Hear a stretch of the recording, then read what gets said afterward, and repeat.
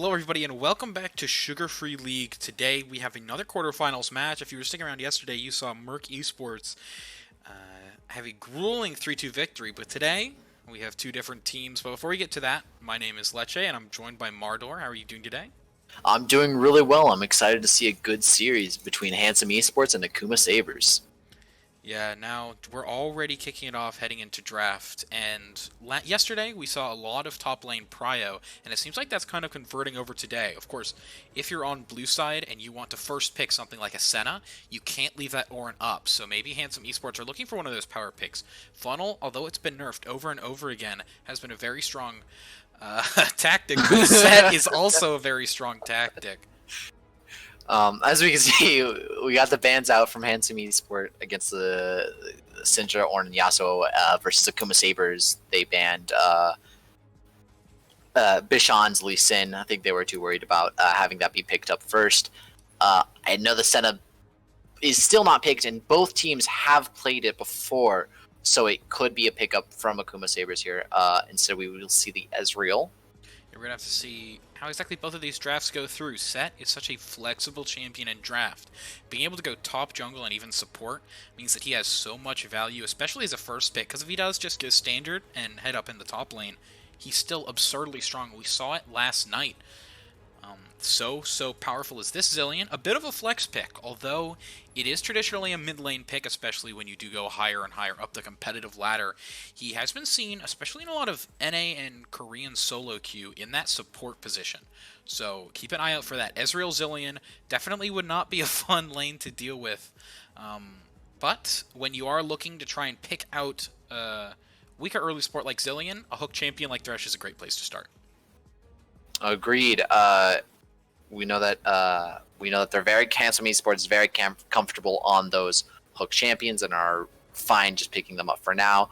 Let's see if they decide to counter pick the AD carry now, or just try to save a pick for a later. Oh, and here. Here's the AD carry pick. Looking like the Aphelios is coming through, and it does. Aphelios versus Ezreal is a matchup that, although it can go both ways, at the highest level, tends to favor the Aphelios. He's able to get a relatively free laning phase, and just start scaling and become an absolute monster. Now, out comes the Olaf. Jungle is going to be one of the most important picks in this series, and Olaf is an interesting place to start. Such early power means that that's really what the Akuma Sabers are going to be going for. They want someone who's able to bridge their team comp from early into late, or maybe even just make it an early comp with these next two picks. But Ezreal, and possibly not a support, being picked up so far for Akuma, but we'll have to see. And Yuumi is a great ban, because Ezreal and Olaf, especially those two, if Yuumi gets onto the side of of Akuma Sabers, that would have been deadly, so really heads up ban from Handsome. Yeah, I'm really excited to see what picks come out, what Akuma Sabers decides to save for the counter pick last versus Handsome Esports, what they really think. And I'm going to say that it's top lane pick. Yeah. Yeah, if this Vi goes through, that very likely will not be a jungle Olaf Vi. Unlike Olaf, doesn't really have a place in other lanes, but the Renekton does come through. And we were talking about early prio. Olaf, Renekton are two of the strongest early game topside champions in the entire game. And this also does still mean that the Zilean is flexing, so some Draft Kingdom coming out of Handsome Esports. But we do get a message in chat. That is not a Renekton, that is a Pyke. So, hook champion for hook champion being exchanged. Okay. Yeah, we can see now that... Oh, and here comes the Zac on the side of Handsome Esports. Probably pushing that set up to top, Zac jungle, and of course Lissandra mid. I'm excited to see if they decide to keep the Zilean mid, or if they move him support and try to just go for a counter pick on Lissandra.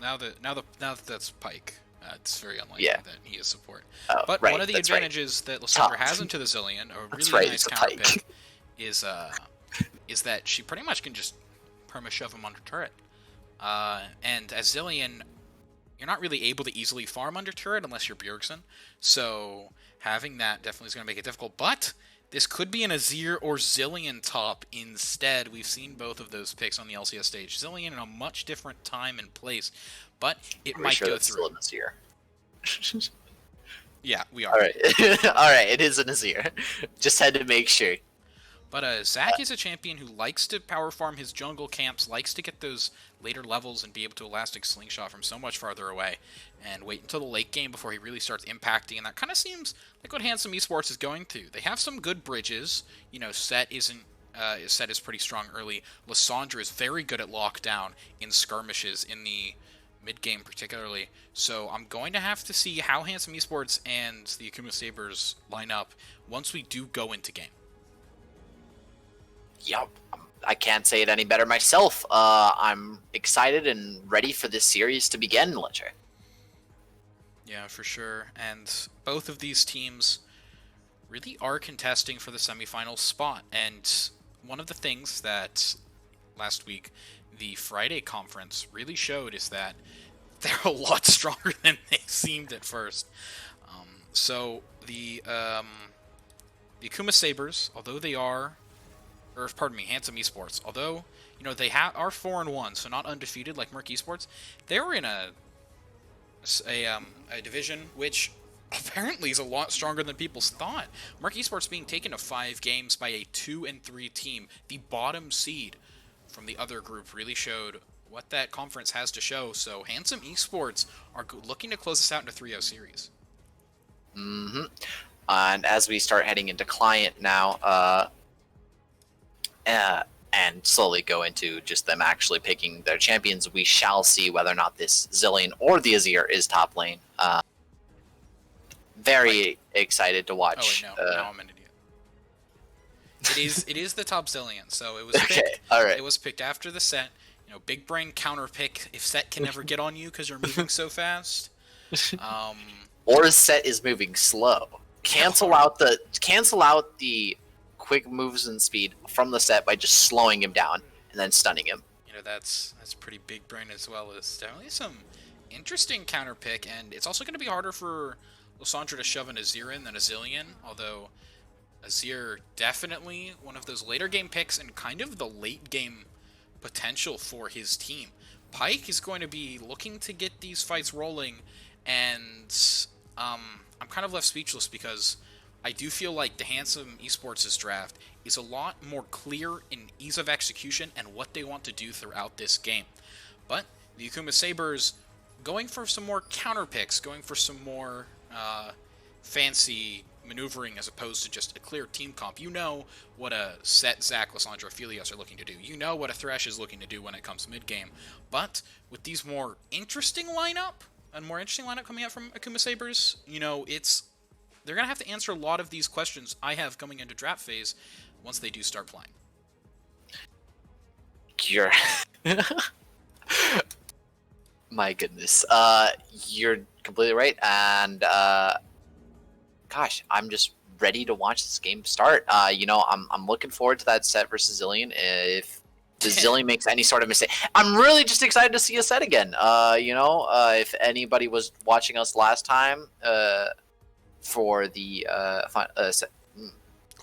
quarterfinals going into semifinals, we saw the set come out on the side of Imperial Knights, and it was very, very. Yeah, they lost that game, but the set was insane. 4 by the end of the game.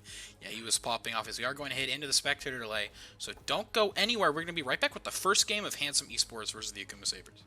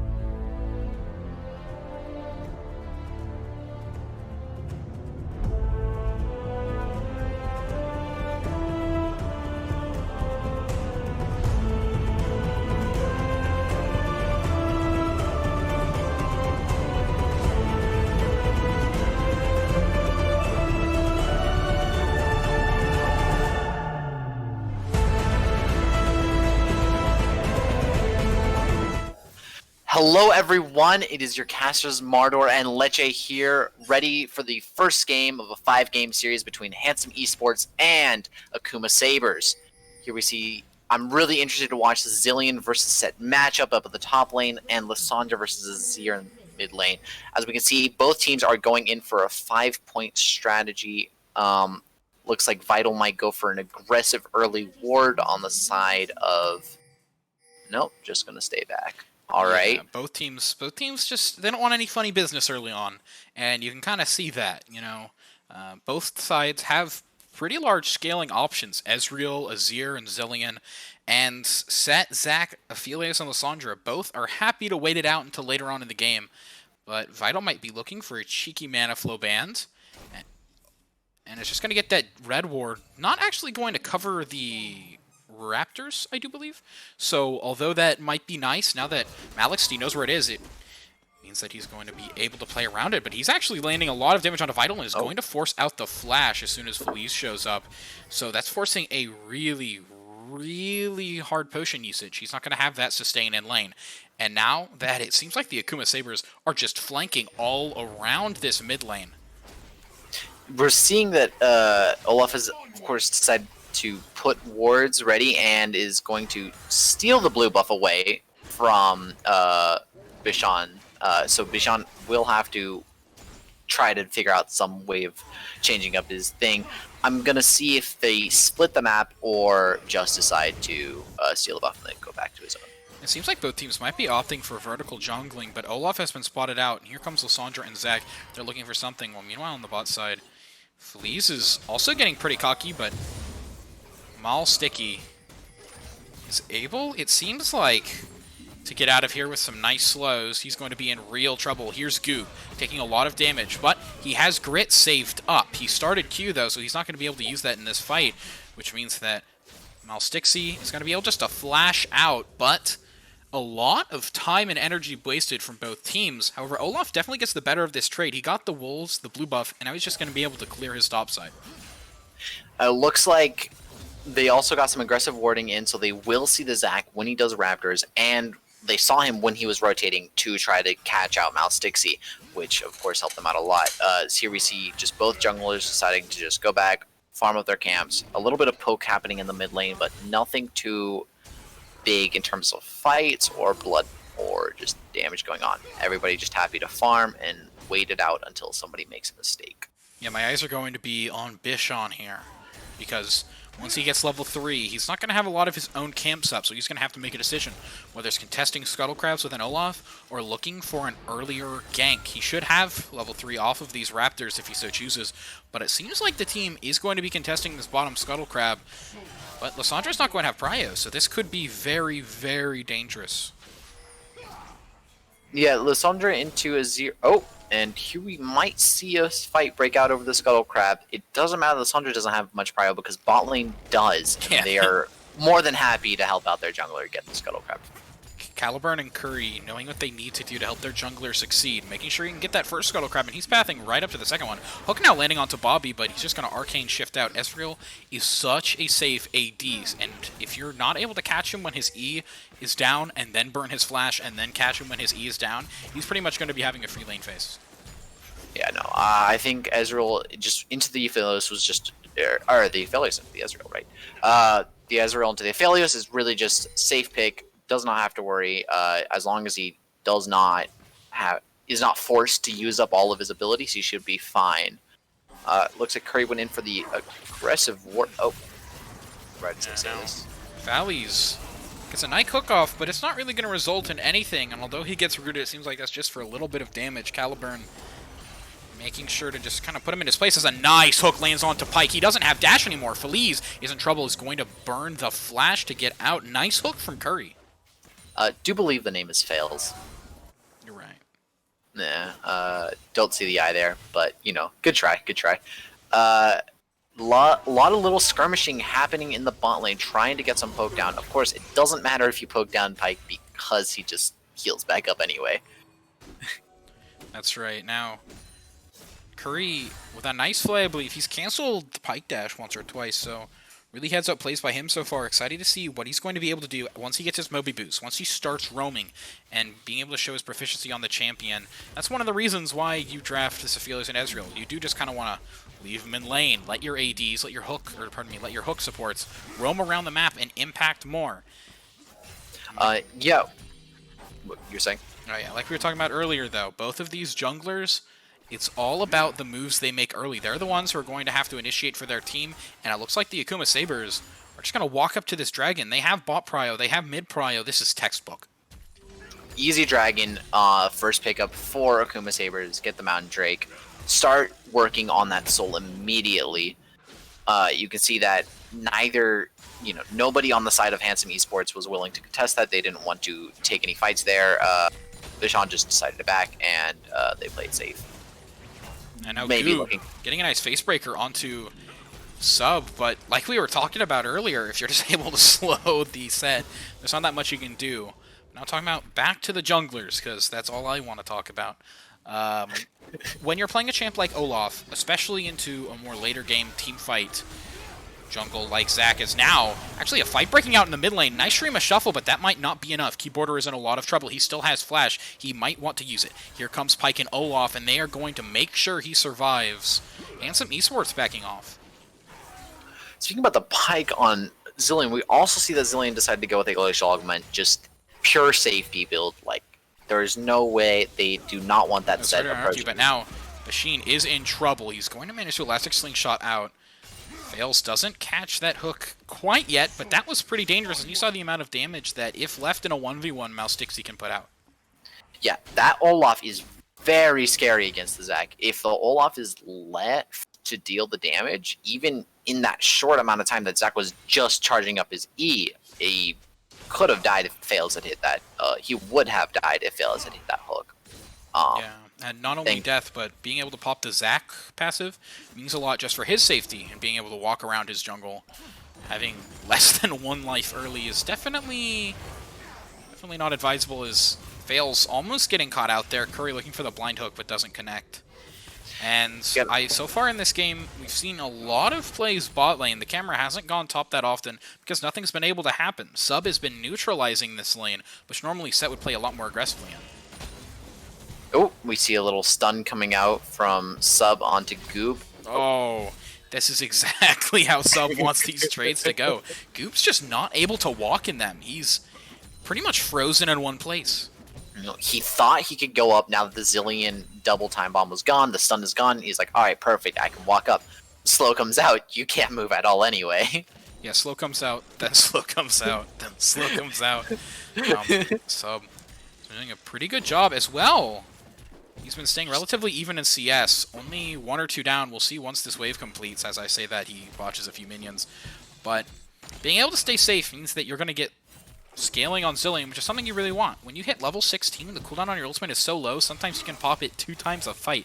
And in those fights, that is going to be crucial, especially being able to plop that on your Olaf and just say, go ham, you have no worries, means a lot. And it will mean a lot in these team fights when you need some kind of access to get to the Aphelios in the backline, who's going to be pumping out so much damage. When you are afraid of the Set or the Zac engaging hard onto your team, when your AD gets caught by Vital, as now Goob once again getting poked out pretty heavily in Malstixy is up here looking for the Rift Herald, and although Zac is up here to answer, he does not want to fight this Olaf. Olaf is a very scary, scary threat, especially early game into the transition into mid game. Does not want to have to deal with that. Goob really having a rough time against the Zillion. I mean, staying up in CS and stuff, however, constantly having to get poked out, taking some outpots, using that, you know, set regen when he can. Yeah, and this is one of the reasons why the Aphelios into Ezreal matchup favors Aphelios. He's, you know, just able to farm. Now, at the same time, Fails was gone from lane for quite some time, so being 5 CS down but a level up is an exchange that the Akuma Sabers are willing to take. But now that does also mean that Pyke doesn't have his ultimate. Meanwhile, topside, Rift is getting dangerously low. Vital is looking for something, but the smite advantage is on Olaf. In comes the elastic slingshot. He doesn't manage to secure it, though. That goes over to Olaf. Ragnarok comes out, and so does Set, but a nice Shurima shuffle. The wall means that Keyboarder is going to be able to shove so many members back, but Vital is still going to get incredibly low, but Keyboarder is going to die. Malstixy is looking for the kill onto Bishan. Bishan's going to be solo health here. He's still going to die anyway, and now Goob's in a very compromising position. He doesn't have the ultimate anymore, but the grid is enough. The shield is enough to keep him alive. Now Sub is in trouble. Oh my gosh, Vital's going to fall. Will the bomb be enough? Goob is so low. Fights happening all across the map right now. Sub and Goob both in this war, not wanting to walk into one another, but Sub is extending the chase. Oh, the flash face breaker into that massive punch. All that grit damage, even though it wasn't stacked up that much, the base damage was all he needed, and Sub's going to fall. Wow, what a fight. We saw a lot of plays going out there. Goob desperately trying to save Bishan with his teleport. Keeps him alive for a little bit longer, enough for his passive to finish activating. However, was not enough to save him. The Shurima shuffle, beautifully executed by Keyboarder. Rift Herald does end up going over to AKM, however, and we'll see where they decide to play that. Bot lane, not much happening. I did see them land a hook, but nothing actually came of it. And now we see Zillion doing what Zillion loves, leveling up his teammates and getting extra XP and stuff. Yeah, and letting Olaf get further ahead is going to be crucial. You want your Olaf should be substantially ahead over his jungle partner, and although he's only 1 level up, being at 30 CS is definitely a good look. Now Fails, looking for a stun onto Bishan. It's not going to connect, but Bishan has already used his elastic slingshot, which means he's going to have to walk out, but he can. Now, so many members are down here looking for the dragon, and on the top side, Sub is the one with the TP advantage, and Goob is getting shoved under turret. This is looking like a optimal dragon for Akuma Sabers, and they do start it up. Yep. As we can see, Zac is waiting for that elastic slingshot. Trying to get his Thresh in his It's warded. In he goes. Now Thresh is hooked into the pit as well, and blue team does manage to steal the dragon. Ragnarok goes out, and so much healing from Olaf, but it's not going to be enough. There's his Well, Frost Ghost looking for something else, and he's not going to get it. Now the Sand Soldiers are the main cause of damage here. Sub gets caught out, and he does ultimate himself, but will he be able to survive? Keyboarder is in some trouble as well, is going to have to flash out. Now, Bobby looking for something in return for his team. Sub also is going to manage to get out. A nice ultimate means he's going to stay alive. In fact, Bishon actually might die here. He doesn't have the passive, and he's going to fall Cell Division, just not up there. Unfortunate play. They do manage to get the dragon, and it does end up being a 1-for-1, I believe. Yeah, no. Yeah, 1-for-1 play from both teams. The Dragon Seal, and now we're looking at an Infernal Dragon Soul. That's going to be a very big come into play. They're both tied in Dragon stacks, and we'll see what happens as this Rift Herald timer slowly dwindles down, and the Dragon timer is reset. Oh, Caliburn forces out the Arcane Shift, and that means the shift, and that means a lot for Curry, who's now able to position himself a lot more aggressively. Although Bobby has Flash, Bobby does not want to have to use that Summoner spell. Vital gets chunked down. Bishon is there, but he's mostly just there to make sure that turret doesn't fall. He's just there as an extra safety precaution. Just needs to... Vital. Damn. Yeah, Fails is able to heal a lot even after those trades, and it's been one of the things that's been keeping him in this game. But now, as soon as he leaves, a nice route, but the hook doesn't manage to connect. Ezreal has been abusing these shifts. Bobby on point. Curry's not been able to land anything in this laning phase. Even if he does, Ezreal still has Bobby's just been managing to Arcane Shift, use what he stay safe, play it safe, does what Ezreal does, just let him CS. Give him, Vital gets chunked down so much by the True Shot Barrage, and he's just gonna get Vital's just gonna get pushed back towards Keyboarder's own turret, and Keyboarder's gonna pick up the shutdown. That's gonna be massive for Azir. Getting that early gold is so important for him going into the later phases of the game, especially if he skips his Lost Chapter, which he has here going straight for the Nashor's Tooth. He wants that early kills, that early gold, to be able to push him to his late game Azir power spike that much faster. It was a very good play by bot lane. Lands a True Shot Barrage, which was impressive. Almost crossed. Yeah, that was huge. Also, revealing Bishon in that bush meant so much for Keyboarder's confidence, knowing exactly where the jungler was. He knew how to play around it. Yeah, they did not have to. Okay, I'm waiting for Goob to run up and get slowed yet again, as we have seen countless times at this point in the series. Wants to keep the threat up, but is not really able to do much until either Zilean runs out of mana, or somehow does not have his slow available to him. Now Stixie, being the jungler you want on your team, giving over his blue buff to Azir, that's going to mean a lot for this next part of the Veining phase. Vital is going to get caught a little bit by his slow, but the E's not going to go all the way through. The Glacial Claw isn't enough and is going to have to flash away, respecting Fail's hook. Means that Vital now is a flashless mid laner, and Olaf smells blood in the water. We're going to see if he looks there quite a bit. Bishon spotted out by the axe. As now Stixie decides he's going to recall on a ward, but it doesn't seem like Akuma Saber's going to do anything about it. In goes Vital. He does manage to flash, but Keyboarder with a really heads up.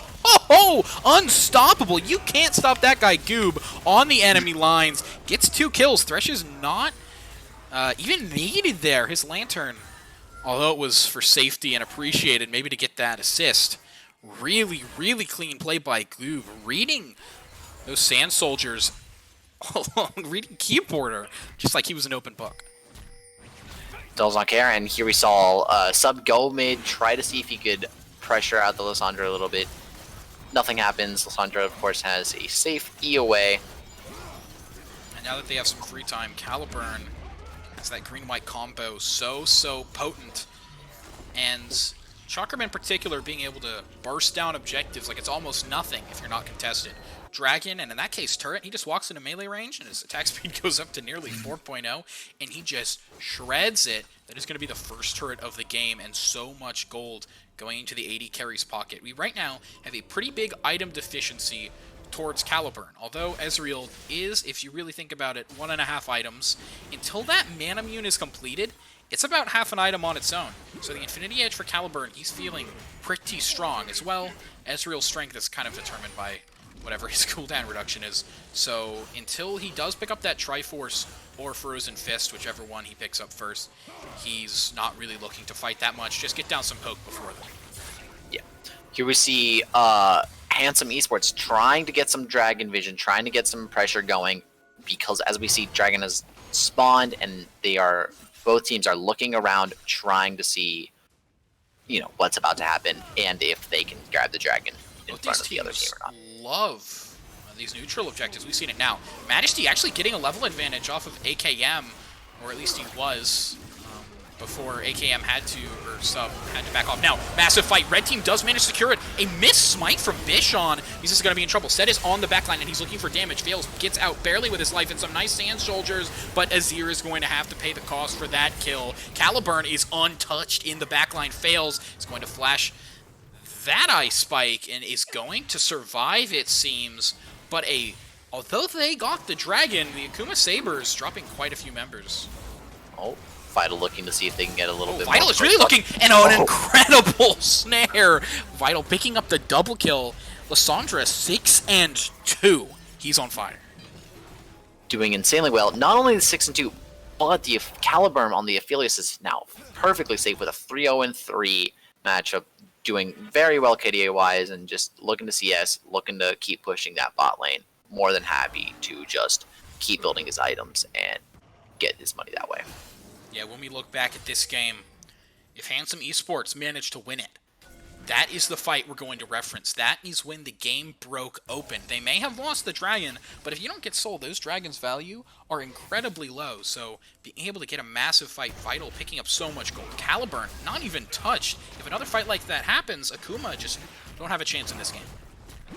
Exactly. No, that was Vital going in towards the end was a big, big play. If it was very possible he could have just died there, but he lands the snare, lands the ice spears, and ends up getting those final kills to really push his team ahead of Akuma Sabers. Massive golden flux for him, and Caliburn now 2-item Lissandra. And that Proto Belt's going to mean so much more when she's looking for these scrappy or engage a scoop. Manages to get pulled. He's going to showstopper out of there, or at least try to. Has to flash away from the second bomb. Doesn't want to get stunned. He's getting lower and lower. Gets flipped over, but so much damage from the grit. But you're playing against Zillion. He cheats. That 1-for-1 trade isn't a 1-for-1 trade. It's a 1-for-0. Really, really nice last-second ultimate. It's going to mean that the Akuma Sabers do manage to pick up that kill topside, but at the same time, you're not respecting the Rift Herald. You're not respecting the plays. This is going to be a mid lane tier 2 and possibly an inhibitor turret. It depends on if Handsome Esports decide to set this up. They don't, but a massive play from them. So now Fails is actually trying to pick off Curry. Vital needs to be careful. Oh my gosh, in goes Azir, but he's going to actually get caught out. That cleanse is going to mean nothing. Oh my gosh, no way. The redemption keyboarder didn't stand a chance there. That was so rough. He didn't have his dash anymore, which meant his only way to get out of that was just by walking, but he wasn't fast enough. Azir, not typically known for his quick movement speed other than those shuffles. Yeah. It was a really, really clean play by Vital and Bishon, but more so, of course, by Curry. The redemption kill cross. Don't get to see that very often. Very, very nicely done by Curry. Perfectly predicting where he'd be. It almost didn't catch him. Yeah, it almost didn't. It was on the edge, and Keyboarder was really hoping it would. Now, Gibb's been left in the top lane, which means he's just going to be able to smack this turret. And as a set, it definitely feels good, because Set is one of those champs who can barrel down a turret. This turret hadn't had that much life taken down on it, but you really want to crack those top and mid turrets when you're looking for Baron control, which both teams now are. And with the other tier 1s gone, that's the last one you need to take down before you really crack the map. So Goob trying to get damage on it, trying to make that fall. This now Fails, looking for vision control around the Baron. Not only that, but we see the Lissandra split pushing bot, trying to see if they can maybe crack down the inner turret on bot, so that way they're just left with the inhib turret, and then they can really focus on, and that'll help really push if they want that Baron pressure, if they want to play aggressive there. And it looks like Vital's going to just back off, respectful of Sub and his abilities right now. Does have that glacial augment with the water gun there, and can be a big threat. The water gun is going to be a lot bigger in these team fights than it might first seem, but it's going to be up to smart plays from AKM to win this dragon fight that it seems like both teams are looking for. So many resources being sent bot, but now you can't cleanse if you don't have cleanse. Sub's not going to be able to get out of that. It's not like Keyboarder, but he does just manage to ult. It won't be up for this dragon fight, though. So that's going to be something to keep your eyes on. Zillion is not going to have what makes him so valuable. Oh, Runehand's Hurricane. Because the Caliburn is going to deal some nice chakram damage. He has green-white, and that is so much. Nice stopwatch from Curry. Means that Mouse Dixie is going to die in vain. So will Fails. This is going to be a 5 for 3. No dragon on the side of the Akuma Sabers anymore. It's going to be an easy pickup for Dragon for Handsome Esports. They're not, free essentially, and they got those 2 kills.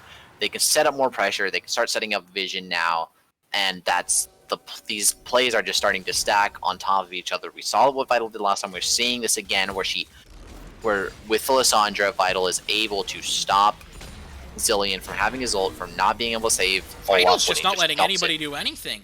He just keeps abusing Sub here. Sub's actually going to use the ultimate, not get any health out of it. Going to be wobbling away, and this time the Sand Soldier wall does nothing as Keyboarder is rooted and gets knocked down. Goo picks up the kill, and this top turret's going to fall. Baron pressure falls into the hands of Handsome Esports. Again, just doing very well. Handsome Esports just doing very well, making plays across the map, making sure to just keep the pressure going. They don't want to let Ezreal or Azir get those late game items. They want to finish this faster. And since they're ahead with that, 5k gold lead at this point. Curry getting really low. Pyke ultimate, the death from below is up, and he might go looking. But both teams going to walk away.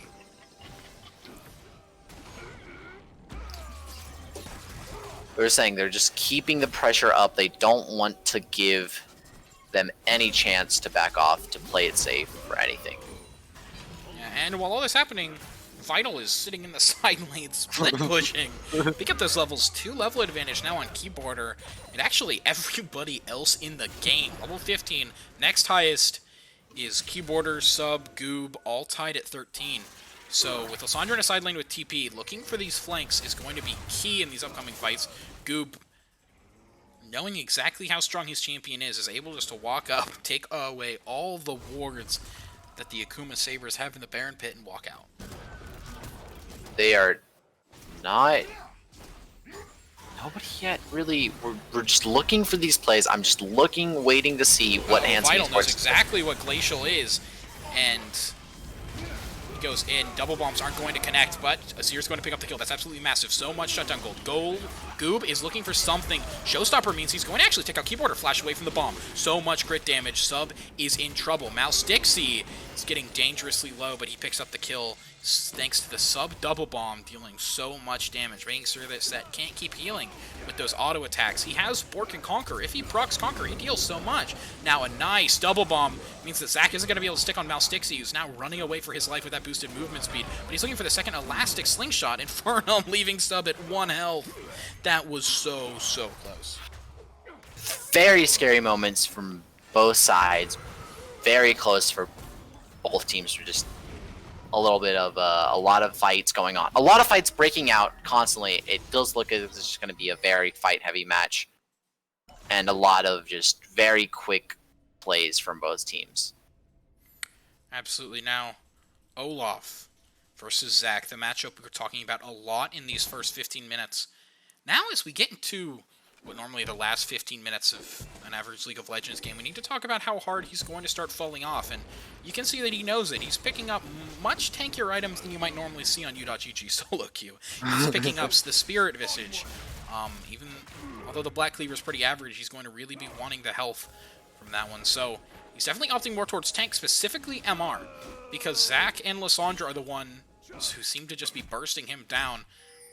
But at the same time, he's going to need to wait for a lot of gold to be able to build any armor. His boots aren't armor, and Caliburn is 4-0-4 right now, has been for a while. But that just shows the lack of backline access that the Akuma Sabers have managed to have. Caliburn has been alive in every single one of these fights and has pumped out massive damage numbers. That's going to be their biggest fear. Oh, in goes Vital, trying to burst down Zillion right before he dies, and she won't manage to. Sub walking away with a sliver of health, but perfectly fine. Now Goob is in trouble. Trying to help, but nothing's going to come of it. A nice 1-for-0 trade. Vital's gotten pretty cocky in these side lanes. I think Vital really needs to start taking a step back. He made some good plays before, and he was able to get his team ahead early. However, now I think he just needs to take a step back and wait, because he's not getting these. But every time he seems to be going in, getting cocky, and trying to be a little bit more aggressive, it looks like Akuma Sabers is just ready and waiting. It's like, okay, look, we know that Vital keeps going in. Let's just get ready. Let's bait him in. Let's get some kills. Now, Handsome Esports are actually having to check this Baron. Some nice just movement around the map means that Akuma Sabers are going to have pressure, and they're just going to start it up. Likely this is just a bait, but if it's not responded, they're just going to take it. Caliburn is spotted out, but he clears out that pink ward. Less and less vision from Akuma Sabers on the enemy team. And I do believe Sub had to use his TP for that play, or he did use his TP, I shouldn't say had to. Which means he's going to be in a lot of trouble now. Bishon and the rest of Handsome Esports are just kind of saying, sure, we'll trade the Baron for third Dragon. It doesn't mean that much to us anyway. Majesty getting really low. Going to have to get Zillion resurrected. Having to get resurrected, but oh! Pyke becomes a Lysandra statue. That was... Pyke had no chance there. 1-4 now going through this game. Yeah, I mean, Zillion was not able to save Pyke just because it had just been used on Malstixi, obviously, to save him from the dangerous jaws of Baron. It seems like Handsome Esports don't care if you have Baron minions, because they'll just tank the turret. So, I guess if Baron doesn't end up meaning anything, they're happy to take the Dragon, because once you do have third Dragon pressure, you can basically dictate where the enemy team goes in 4.5 minutes from now when that final Infernal is up, because if the side of Handsome Esports get Infernal Soul, it is almost certainly over. That Infernal Soul. Oh, a nice hook lands onto Zillion. They're going to go in. Keyboarder as well is in a lot of trouble. Vital manages to stopwatch, but on the backline fails. Barely getting out with his life. Malstixi is so low and is going to live. Curry missing a hook. Oh, Bishon didn't want to see that, so he just walks out using all of that shielding he gets from the Locket of the Iron Solari to ensure he survives. That final engage. Handsome Esports are looking to close this one out. Bobby has to be the one to step up here, but he gets caught out. A clean game from Handsome Esports. We were talking exactly about how strong their conference could be. You know, if the lowest seed team coming out of their conference looked like the Imperial Knights did, what were the first seed? What would they look like? And we see in this 23-11 stomp. Immediate destruction by the by the side of Handsome Esports. They really came out and just destroyed Akuma Sabers. Did not let them get a breather for a second. They even let them take Baron because they said, it'll be fine. We'll just get another Dragon, and then end up winning the game anyway. Yeah, they definitely were thinking more about Soul, thinking about, you know, playing for a little bit later in the game than just using the Baron to kind of mess around for the next 3-4 minutes. But in the end, they didn't even need it. They just said, wait, we're stronger. Let's just run it down. And run it down they did all the way to the Nexus. The Handsome Esports squad take game 1. Akuma Sabers, it's going to be interesting to see if they have to go back to the drawing board or what this next draft is going to look like. So we're going to head into game 2 draft right after this break. So don't go anywhere. Don't touch that browser. We'll be right back.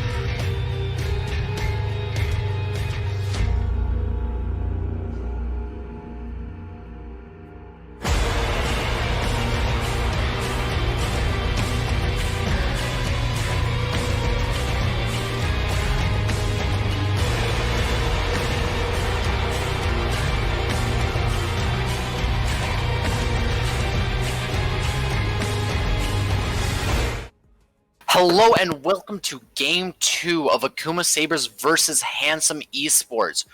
If you're just now joining us, Handsome Esports did pick up the first win against Akuma Sabers in a pretty decisive way. This Game 2 will see Akuma Sabers actually take blue side and Handsome Esports take red side instead. Seeing some similar bans from the side of Akuma Sabers, this time with the Darius and the Kled again. However, a different band coming out against the set. Looks like they did not enjoy that too much game 1. Yeah, Akuma Sabers, if you don't want to first pick the set, after Handsome Esports showing with it last time, you pretty much have to ban out that champion. The draft flexibility and just the strength on the Rift it has is so powerful right now. On most levels of play, you are so versatile with the build as well. Champ's just good. What else can I say? As Akuma Sabers are going to have to figure out what their first pick is here on Summoner's Rift. Last time, they opted for, well, not the Thresh in the bot lane. Last time they opted for the Pyke, a champion that Thresh games pretty hard. So seeing them pick up a more versatile support early in the draft does kind of make me wonder what they're looking for as they move forward, because Thresh fits in pretty much every comp.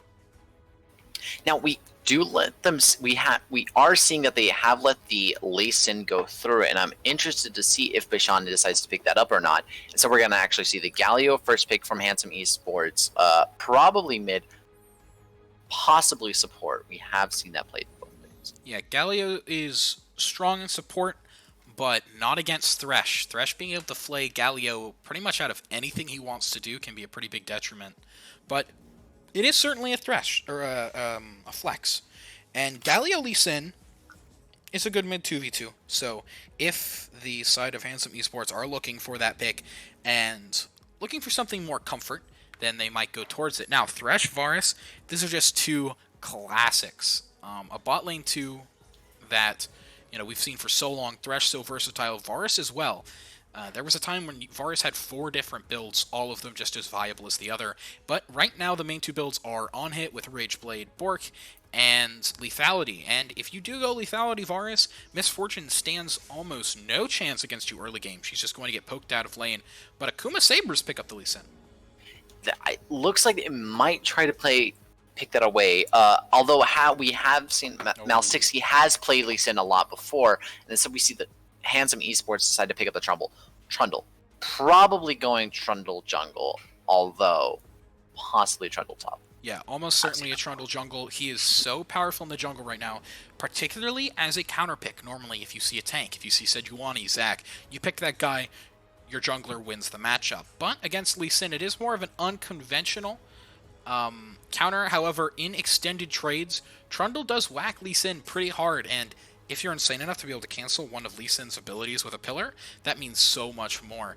Now, as we go into the second phase, Handsome Esports look like they're trying to really pinch out Akuma Saber's top laner champ pool.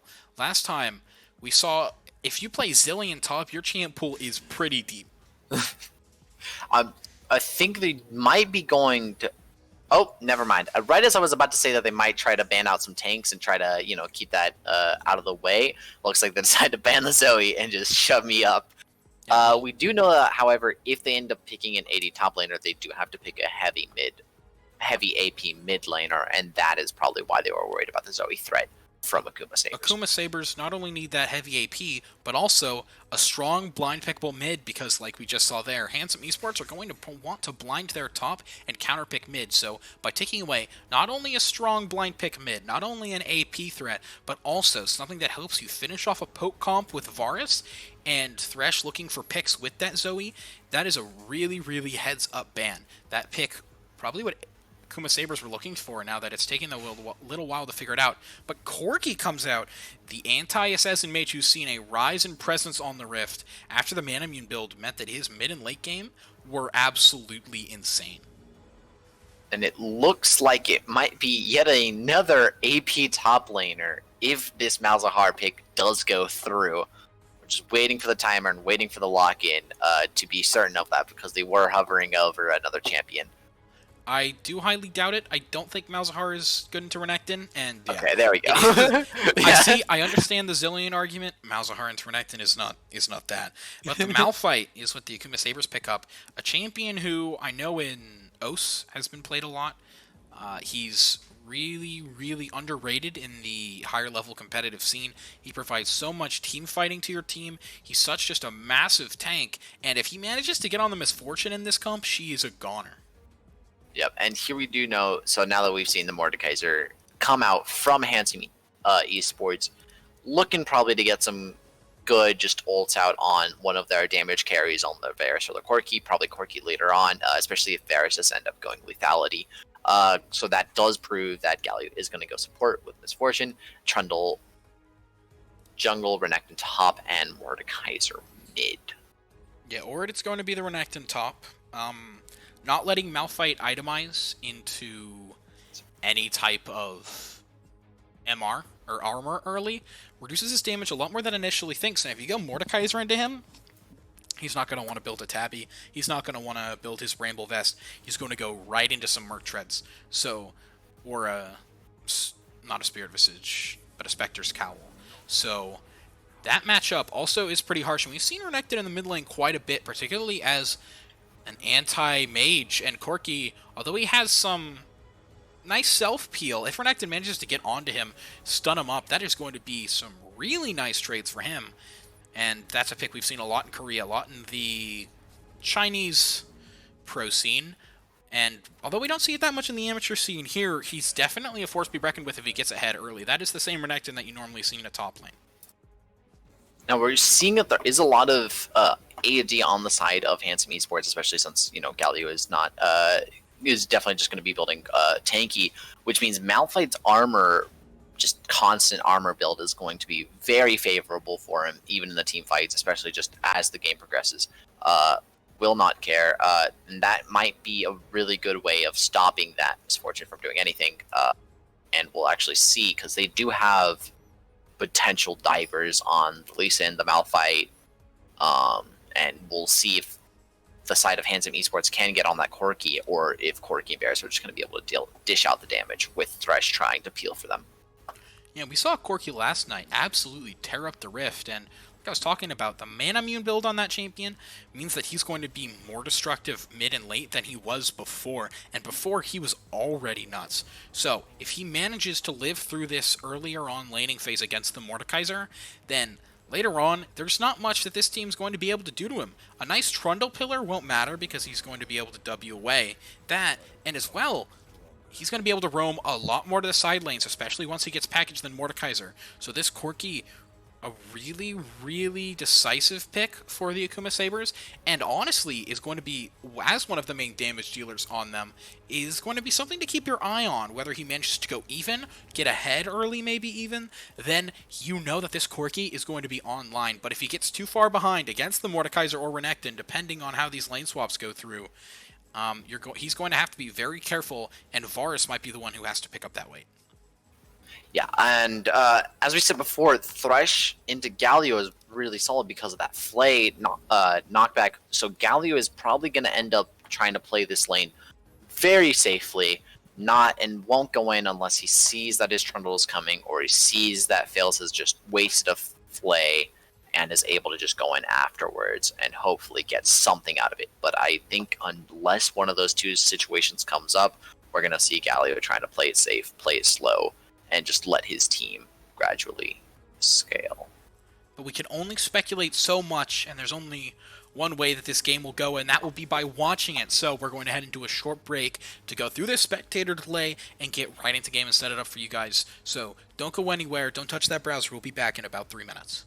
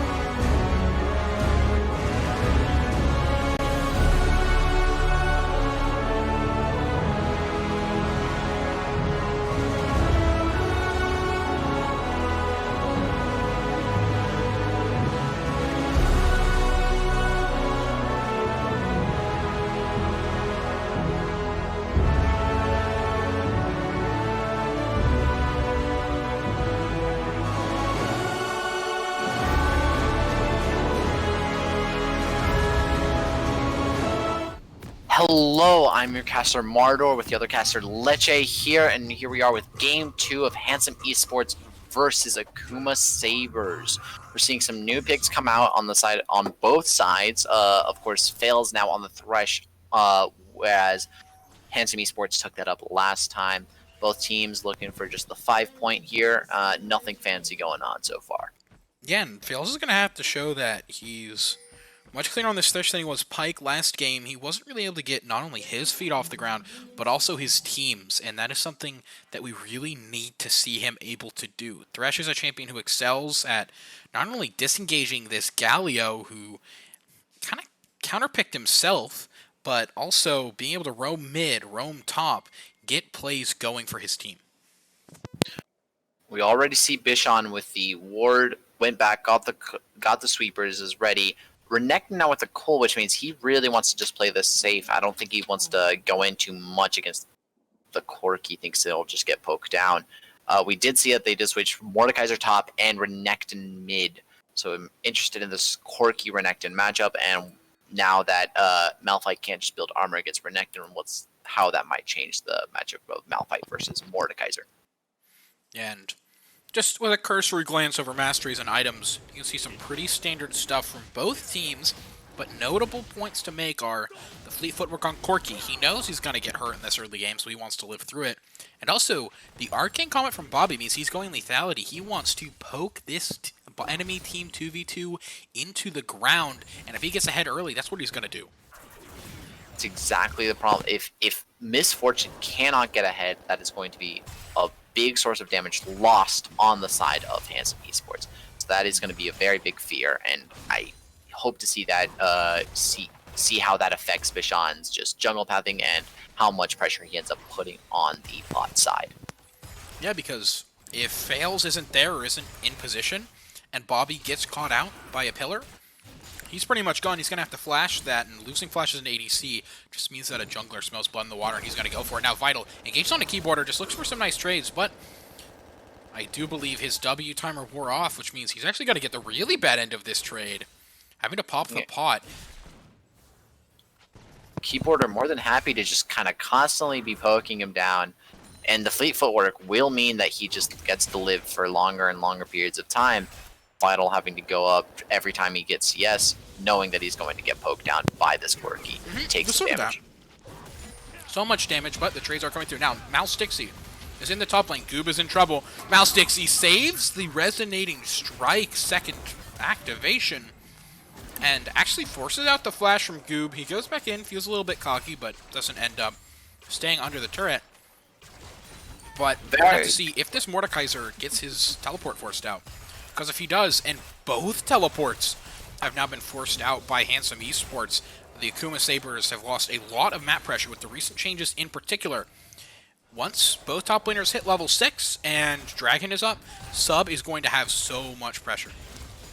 As long as Sub keeps his teleport, keeps just like letting that pressure build, it does not matter how much, you know, as long as he keeps the teleport, he will have that up for Dragon, and we'll see if, even if bot doesn't gain prio by themselves with this lethality Varus, which they probably will, they will have that extra teleport to just kind of come bot and gain even more pressure, ensure that they get a first Dragon. As we saw in last game, both teams really put a lot of emphasis on Dragon throughout the game, making sure to get those points early. Both junglers are down here now. Bichon, like he's in a little bit of trouble, but him and Vital are going to burst down that pink ward, trying to get vision control now. Caliburn getting 1v1 by Fails as Curry's trying to chunk out Bobby, but now Bobby is on the chase. Curry is getting lower and lower, only at 300 health. Flash play. Fails, doesn't hit the hook, but forces out Curry's flash, but it seems like Curry's looking for the re-engage. He's going to get choked out. And a little bit of grievous wounds later, and that was a really, really scary fight for both teams in the bot lane. I think both Fails and Curry are out of flash. Caliburn did use heal just in case, was worried about Curry's safety. As we see Mouse Dixie try to make a play bot lane, nothing big happens though, and both teams are back to that hook was mighty close though. It was scary, but nothing happened just yet. Vital. These are exactly the trades he really wants in the mid lane. If he's able to stay out of Corky's range, other than when he's going in to slap him up like that, that is exactly what he wants. And the lower and lower keyboarder gets, the more and more aggressive Vital will be, especially when he gets level 6. He's going to have that burst potential. The amount of damage and health and enrage that you get when you activate that are absolutely, no pun intended, vital for that one. Yeah, you thought of that, didn't you? Curry gets hit with the hook. Yeah, a very short trade. Now, Lethality Varus is never going to really look for these long trades, but now Fails is in trouble. He doesn't have flash, and he's just going to get gunned down by Caliburn. Curry, flash, hail of arrows is going to mean that he falls as well now. Caliburn, flashes into the arrow. An absolutely drastic mistake. It means he's going to hand over the double kill to Bobby. We said not 2 minutes ago this Lethality Varus cannot get ahead. Well, now he's 2-0, and he's heading back to base for Serrated Dirk. See, and that was the immediate danger that we saw coming in. We knew that, it was an interesting play. Tries to get the flash to, go in a little bit more right as Vital tries to get some. Okay, no. Vital backs away, he sees Fails, and just decides to let it be, as long as Fails doesn't land, though. Okay. Actually, that was a pretty big brain play by Vital. Just now, Mouse Dixie's in trouble. If he's unable to find a pocket in this Death Realm, then he's going to be in a lot of danger, but he does flash over, and now the Thresh Lantern is what ends up getting him out. Yeah. Good play by Mouse Dixie, dodging around that one wall in the Death Realm, saving himself, and then Fails, ready to go. Fails, getting ready to just stay safe. Now here we see Caliburn taking a really, really good trade for him as it went on. Like we talked about, Lethality Varus doesn't want extended trades, but more traditional, I should say, ADC like MF certainly does. Now Bichon flashes over the wall, tries to get out, but he's going to be cut out. Hook misses, meaning that he is almost safe, but Keyboarder picks up the kill. Now that Corky's ahead too, this is looking really, really good for AKM. Last game, they didn't have a strong early game. In fact, they were behind from almost minute 1, so being able to see them really push these early leads after they've cleaned up their draft priority makes me a lot happier for them. Now, Vital's looking for more and more of these short trades, but as soon as he uses all of that, Keyboarder knows he can just walk up and deal a lot of damage. Now, fails. Hook almost connects, but Caliburn manages to juke it out at the last second. We keep seeing these hooks come out. We keep getting ready for these plays because if Fails lands one of those, I'm pretty sure he's going to try to go in. We actually saw that flail that we talked about earlier cancel the Galio taunt. Still ended up dying to the damage, but it was a big source of just, if he keeps landing those, Galio will not be able to get his taunts off and will not be able to do what he wants to do to the enemy team. Yeah, especially as a support Galio, that is exactly what you want to do. You want to be landing these big taunts in the forms of CCs. You want to be jumping in there with the Justice Punch, you know? You don't want to just be able to get hard countered by one ability in Thresh's kit, so... Curry, Yep. the big brain, first big Thresh, he is showing that he knows how to push a lot of lane dominance as well. When he roamed into the mid lane, he almost definitely saved Malstixie's life there with the Lantern, so far this game, he has been stepping it up a lot, especially compared to last, as Bobby finishes his first lethality item at 8.5 minutes. Really going to have a lot of vision control now since Bobby has that Umbral Glaive, and that can be of fair use to his team if they look towards to prioritizing this dragon, which we can see Fails going up to try to get some sort of ward vision on right now. We also noticed that Fails has the Moby Boots, unlike Curry. Curry has only bought Boots of Speed so far and gotten some mana, extra mana, but does not have any source of movement to roam like Fails. Yeah, no, Moby Boots, the idea about them is you unlock yourself onto the map, and that's how they practically pay for themselves. Now, blue side are pretty mad that Bishan managed to pick up that Rift Herald, a really nice objective for managing to crack down turrets. And when you do have one of these pokier comps, you want your turret and vision line to be as far forward as possible. So if Bishan uses that well, it could mean a lot.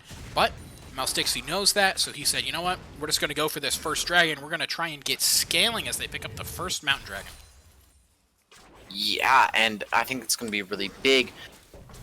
I think if we just look at the CS throughout the game, despite Bishan dying earlier to Corki and Lee Sin, and you know, he is still actually a little bit ahead in CS from Lee Sin.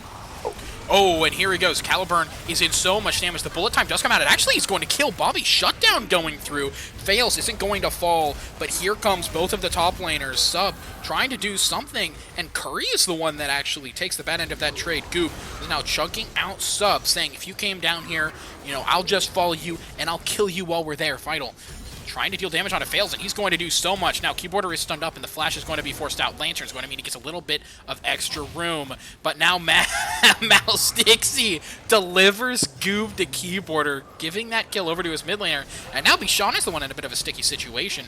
Cripple's going to mean that he can't run as fast, but that W movement speed is still a lot. Malstixie is lower and lower. The Lee Syndrome might be his doom here. Bishan dancing in front of the Lee Sin, letting him know trying to bait the Lee Syndrome. Yeah, trying to bait the Lee Syndrome. Now Caliburn is against Keyboarder. ADC versus mid laner, and these Thresh hooks and Lanterns so far have been on point. There goes Vital. Fails is just a different player from last game. As we can see, the VM, counter VM from the Lee Sin flashing his mastery, showing off that he too can do plays. Fails with these lanterns, with the hooks, has saved his teammates countless times, has gotten picks out. But we actually saw at the beginning of that bot lane fight, immediately kind of what happened was Thresh uses his hook, uses his flail. Now Curry knows, I can go in, I don't have to worry about that, and he lands the taunt on both of them, which lets bullet time go through, lets the damage activate, and they're fine to keep going. I know. Fails looking for something, that Lantern, letting Malstixie get into the team. Malstixie is now getting lower. So much poke from Varus. That hook isn't going to curve around minions, but it is going to force out Curry's flash. He's playing very, very aggressive when he knows that at least Fails is going to be there back in the bot lane extremely soon. Now, Vital's looking for some damage onto Keyboarder. He doesn't have his Bork finished yet, but he is still a threat if he can manage to stick on him, but Keyboarder using that Valkyrie to just stay so safe in this matchup. Do notice that Vital actually does have, you know, despite that gap in, you know, KDA kills and stuff, he's actually keeping up. He's keeping with the same amount of gold as the Corki due to that cull, due to the him passing that 100 CS and getting the money that he wants from that. You know, if it works, it works. Rift Herald timing out there, and as we approach 14 minutes closer and closer, it means that Bichon's just going to want to get some gold into Renekton's pocket. Let him get that Bork finish, such a powerful item on melee champions after the change. So, by giving his Renekton just a little bit more gold, like you're talking about, that isn't that far off from Keyboarders, he's going to make sure he's able to stay in this game. He's actually ahead of Keyboarders now due to that, Dude, so see, here we're just looking at Varus, just the poke on lethality Varus is too scary for that bot lane. They have to play very safe, and even when they do, those arrows fly far. Oh, that lands on to Caliburn, and he looks for the WQ. Bullet time comes out. She's able to do so much more range damage, and Bobby actually looks for a fight when Fails isn't there. Fails does not have, if Fails is not there, they don't have a way to stop that Galio from just jumping in, doing exactly what he just did, lands the taunt, and that is a scary taunt that is a scary time to be stuck in that bullet time. Yeah, and one of the statistics I like to throw around is current gold per kill, but we're going to have to get onto that later. Fails. Now, misses the flash, or should I say, the flash was dodged, or the flame was dodged by Cali flashing out, but it's not going to matter. Malstixe is going to say, I'm going to follow you. Now, Curry's in trouble, 1v3. Probably not going to be able to Justice Punch out of this one. Flay is going to cancel the taunt, and a nice hook is going to secure Curry. And that kill goes over to Corki, now 3-0. That Manmune is stacking fast. Not only that, but he's starting to build those items, and Corki late game is a menace. The fact that Corki is actually doing so well early game is not good for the side of Handsome Esports. Oh, it's tragic. This is kind of worst case scenario if you are Handsome Esports. Letting the two ranged threats from AKM get ahead like this, particularly Corki, means that their late game damage, it wasn't shut down. They're going to be perfectly fine. And now, Handsome Esports are looking for this dragon. They don't want to let Malstixe just get 2 in a row. Now, Malstixe might look to jump in, and he does. He doesn't get the smite, though, and now he's stuck in the pit. Bobby running for his life. A lot of mastery flashes coming out in return to what was probably the least in PM earlier. As we see, just both mid laners farming up as that fight over Dragon occurred. Curry did land the taunt yet again, so Maxisi was forced, could not leave afterwards. Oh my god, Vital goes in, and now that he has Bork, that damage is actually kind of nuts, but Keyboarder still wins the back ends of those fights. The only downside is if Vital is left alone and able to just farm up, that also means that he's going to be able to heal up. And now Galio probably wasn't expecting that damage from Bobby. Justice Punch is going to manage to go through Fails. Trying to heal with the Lantern, shield with the Lantern, but it's not going to help him. Bullet time is going to pop off Bobby. Double kill. Going over to Caliburn. Now Vital is low and Keyboarder is behind enemy lines. He's going to have to run away. That dive with the package didn't work out across the map. An absolute bloodshed. All around we see constant fights except for top lane, which is always an island. Corki just really taking advantage of the fact that he's ranged, and he had the package so he could do that tower dive with the fact that he had the ability to escape. Forces Vital to back off, get the recall gone, and just and is happy with that. Now actually Vital teleporting back in. Rift Herald, the only neutral objective that's up right now. So we'll probably see some vision control happening over behind that as we see Curry roaming with the Boots of Swiftness now. Not as fast as Moby's as Fails does have it, but still getting extra movement, speedy, ready to hold. And just like you were talking about, I pretty much agree with all of that. Now, Fails, since, like you said, the only objective that is still up is Rift Herald. Yeah, both these teams have just been throwing BM at each other. High-tier memers. More meme-worthy than the last match, must say. Yeah, we're gonna have to see. We still have maybe 4 games left, or 3 games left to go after this one. So we're gonna have to see now. Goob looks like he wants to start this up, at least clearing out the vision, and he does. Bobby started up the Rift Herald, kind of forcing Goob into a very precarious situation. The hook is going to land. Goob now lays the hook onto Fails and is going to catch him in the Shadow Realm. Sub was in a lot of trouble, but it seems like he got out. AP Malphite does not have that much tank stacks, and a great get from Malstixe isn't only going to knock away Bishan, but also knock up Curry, meaning that engage is completely dissuaded. I did notice the fact that he had gone to Doran's ring at the beginning, but I figured that might have just been him trying to do a different Malphite build than AP Malphite. However, noticing now that he has finished the Luden's Echo, he is just going full AP. Probably at this point means that they don't have that tank Malphite I was talking about earlier during draft phase. I'm curious to see how that changes. Bobby flashing that, but it might not even matter. Nice taunt from Curry means that Bobby is going to be taken down. Bisham is the one who picks up that kill. Keyboarder is looking for something on the back end. HM is still behind enemy lines. Keyboarder is poking out so many members. That reduction of armor and magic resist might mean a lot if Sub can manage to get on them. Fails is looking for something. He doesn't have flash. Now, though, they see the entirety of AKM in that bush with those 2 Scryers. Fails actually misses the hook. This could be disastrous. Caliburn starts the bullet time, doesn't have time to get it out, and now that means that Curry is in an extremely precarious situation. Malstixe is looking for something. The auto attacks are still going to take him down. Curry, although Malstixe has to get out, the double Q means a lot. Now, on the front, Fails. Looks like he's almost going to drop, but he doesn't. Malstixe now has to run. Flash Q isn't going to get it. Goob was a little bit cocky. That Tiamat isn't enough damage either. Bishan is waiting for his W to be able to get out, and the Krugs actually take it. That feels so bad if you're Malstixe. But, you know, it was a risk worth taking. In the end, it ends up with just a 2 for 2 off the back end, although they did get the Varus earlier on in the fight, so I guess more of a 3 for 2. Fails barely getting out with his life.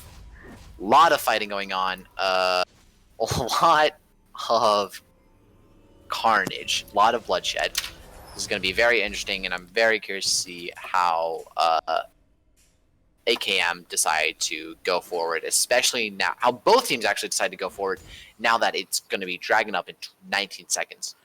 Well, if you look at the kill distribution, the 2 big boys, as I like to call them for Handsome Esports, are going to be Goob and Caliburn.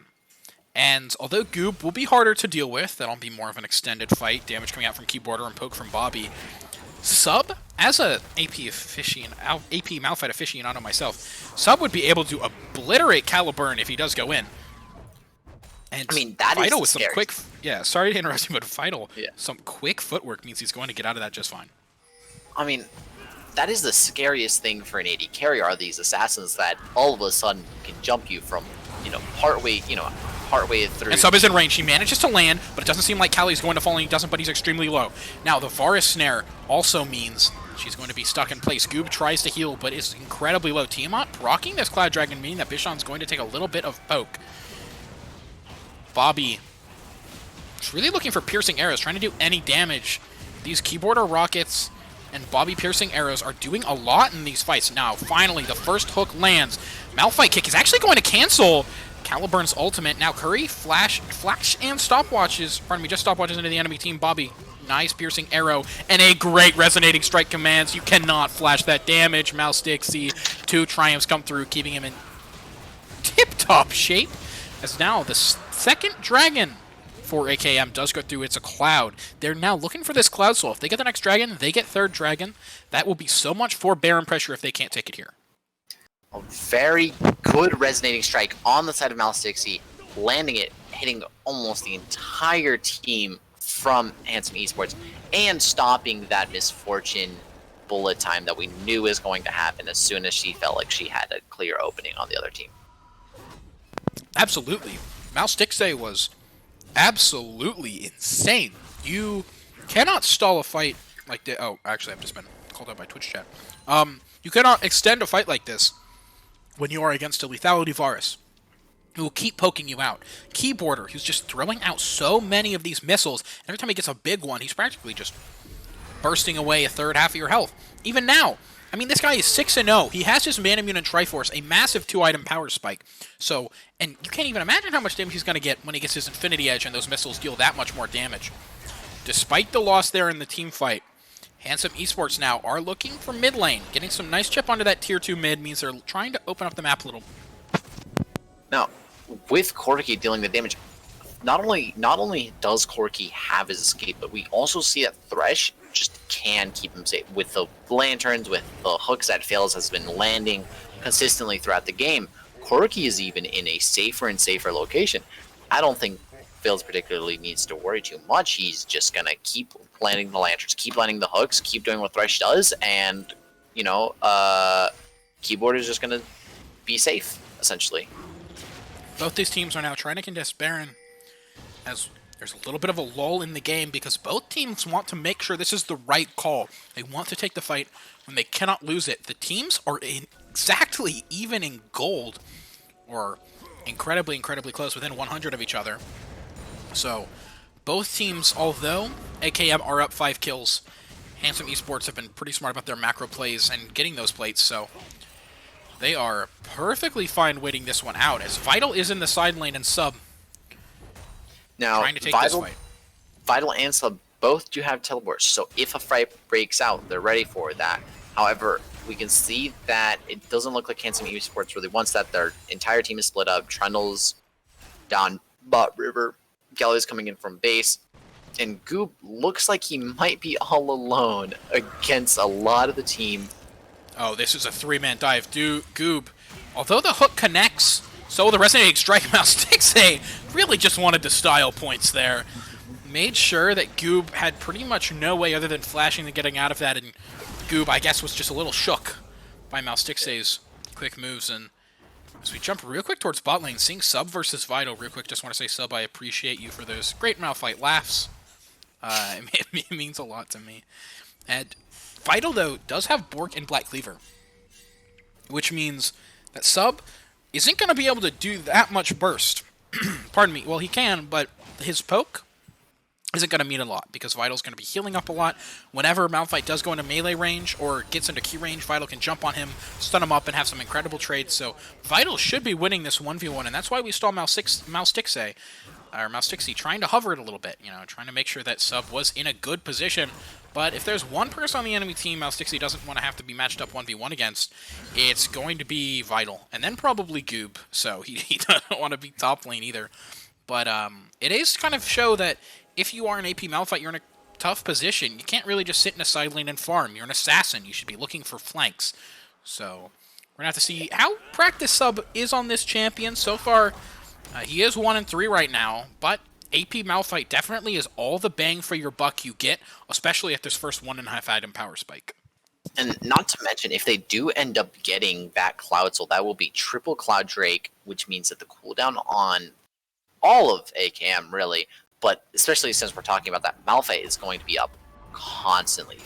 Once he gets that 40% cooldown reduction, and if they keep getting these cooldown reduction ults for Cloud Soul, that's going to be insane on him. He will be able to just dive on that MF fight after fight after fight consistently and really just stop her from playing this game.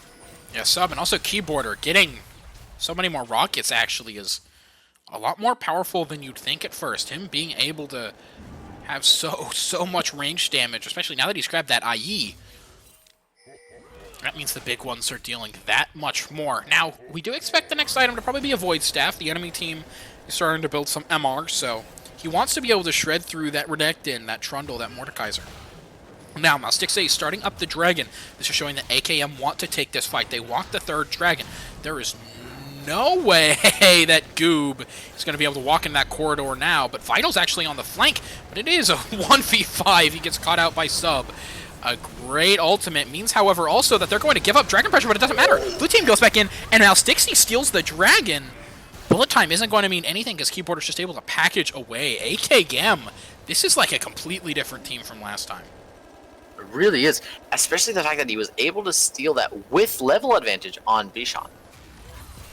Yeah, he went off the Dragon and knew that he could just come right back. Now, Curry is in trouble, but Moustixie says, you know what, I'll die for the trade as long as it's for my team.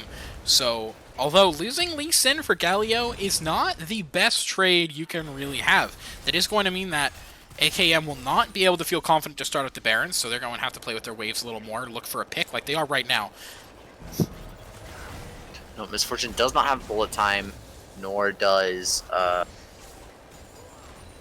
or Trundle does have his ult, but Misfortune without bullet time is a scare. Ooh. Oh, Goo manages to pull back Bobby, but Bichon doesn't get the right kind of pillar. Actually, I believe knocks both of them away instead of sealing them into that brush.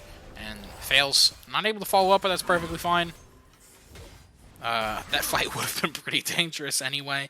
And now we see the lane assignments that we saw before all of this Fiesta mostly returning, but a notable exception is Sub is now in the top lane. He knows what we were talking about earlier. He cannot fight Vital in the side right now. So he's gone top. He wants to pick up some more. Probably look for an assassination when he sees Bichon or Caliburn out of position as both teams start to prepare for Dragon. Yeah, no, exactly. So I'm really interested in who on the side of Akuma Sabers decides to go down bot to deal with Vital. If it's just going to be the Corki, probably the Corki since he can do it best, but it does not matter since Vital is just going to back away and let the wave push back eventually. Now Stixie starting up red buff, then probably getting yelled at by his ADC before he goes back in. Yep. Keyboarder definitely gave him a talking to. And now that Corki is going to pick up that red buff, a notable point is he's going to likely be building the RFC here. So his auto attacks are going to be hitting like a truck. But at the same time, that does delay his Void Staff. And that's an item that I personally think is critical on Corki with the amount of magic damage you do deal. Now, Vital's looking for something onto Sub. He's under Sub's turret. Sub's going to respond in kind ultimate, just making Vital take one or two more turret shots than he initially wanted. Oh, big read from Fails means that hook is going to lane. Curry is in trouble, but AKM are just looking for these short trades, trying to burst out, and really, I guess, hurt the mental of Handsome Esports, challenging them for every single inch they want to take. If anytime Handsome Esports ends up going up, trying to be a little bit more aggressive, try to be a little more playmakey, AKM is just ready to just say, no. Go back to your corner. Go back. just stay there. You're not allowed. We got here. this game. This is mine. Yeah, and I really have to give credit where credit is due. Mal Stixie, I've said his name, although I haven't decided how to say it. I said his name so many times this game because he has been on point. The objective control, the kicks, the picks. This guy has been on fire this game. We see why they were comfortable taking it away. It really is a good pick from Mal Stixie.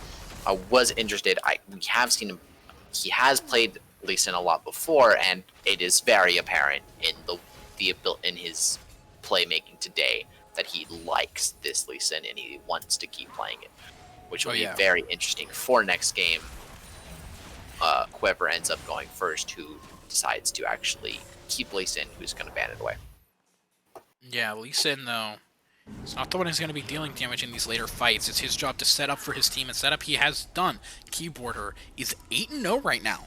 Although I was, complaining a little bit about his itemization, at the end of the day, this guy is 8-0 and he's doing so much damage in these team fights, and he's only going to continue to do more. Bobby as well. So many of his piercing arrows have found their target exactly where he's needed them to. 3 lethality items now means he's going to be hitting even harder than he was before. Yeah, no, this Corki is almost finished building his RFC. He's almost finished building the 5th item, and if he gets to, and at this point of the game, I mean, it is very much just a danger for the side of Handsome Esports, as we see both teams getting around, ready for that dragon right as it spawns up. It is 4 seconds away from spawning. We are worried to see what's going to happen. Yes, we can get into Thresh buying Zeeks with the lethality Varus later, because it seems like there's a fight happening.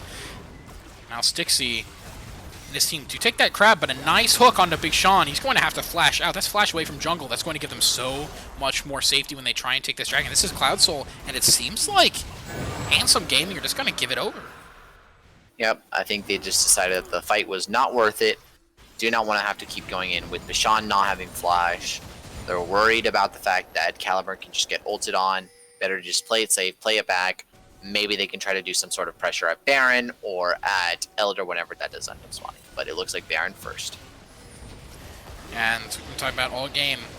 Even if you have Lethality Varus, since they have Corki, they're going to have a lot of DPS on this. Now that they have Cloud Soul, Corki's going to be a lot safer being able to use that to maneuver. And it seems like AKM have a bit of an inkling of knowing where Bichon is. Bichon, once again, doesn't have Flash, so he's not going to be able to get into this kick or get into this fight as much, but he also has a 2-level advantage. So we're going to have to see how exactly he positions. Redemption coming through means that AKM know they're getting low and they want to stay in tip-top shape for this fight. Vital has just popped the ult and he's looking to go in onto the backline. If Bobby and Keyboarder fall, there will be no damage. Onto Keyboarder he goes. Now, Galio ulting in as well, but they find the distance they need in a massive Malphite ultimate and a bullet time coming through in response, but Sub finding Vital, and Varus picks up the kill. Some massive, and I mean massive damage coming out from him this fight. Keyboarder barely lives through that fight. Almost ends up dying. You see that Flash went down from Keyboarder, heal from Bobby. Sub doesn't have Flash anymore as well, but on the same token, Curry ended up using Flash and Ignite that fight.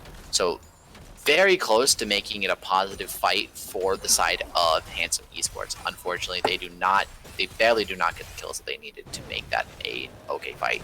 They were able to, however, push off Akuma Sabers from getting the Baron. Handsome Esports as well.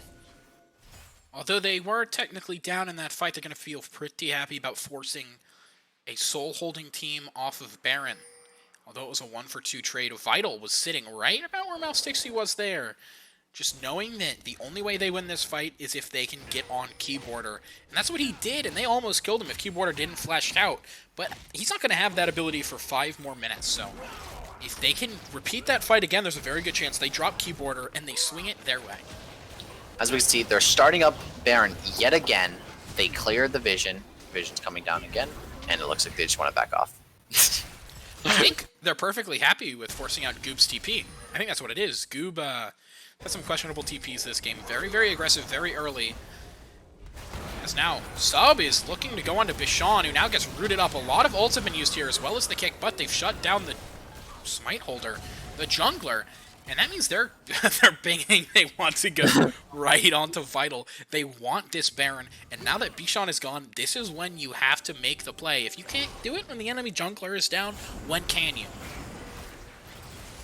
Yep, no, we're looking for these plays. You see the redemption drop from the side of Akuma Sabers. They want to... Oh.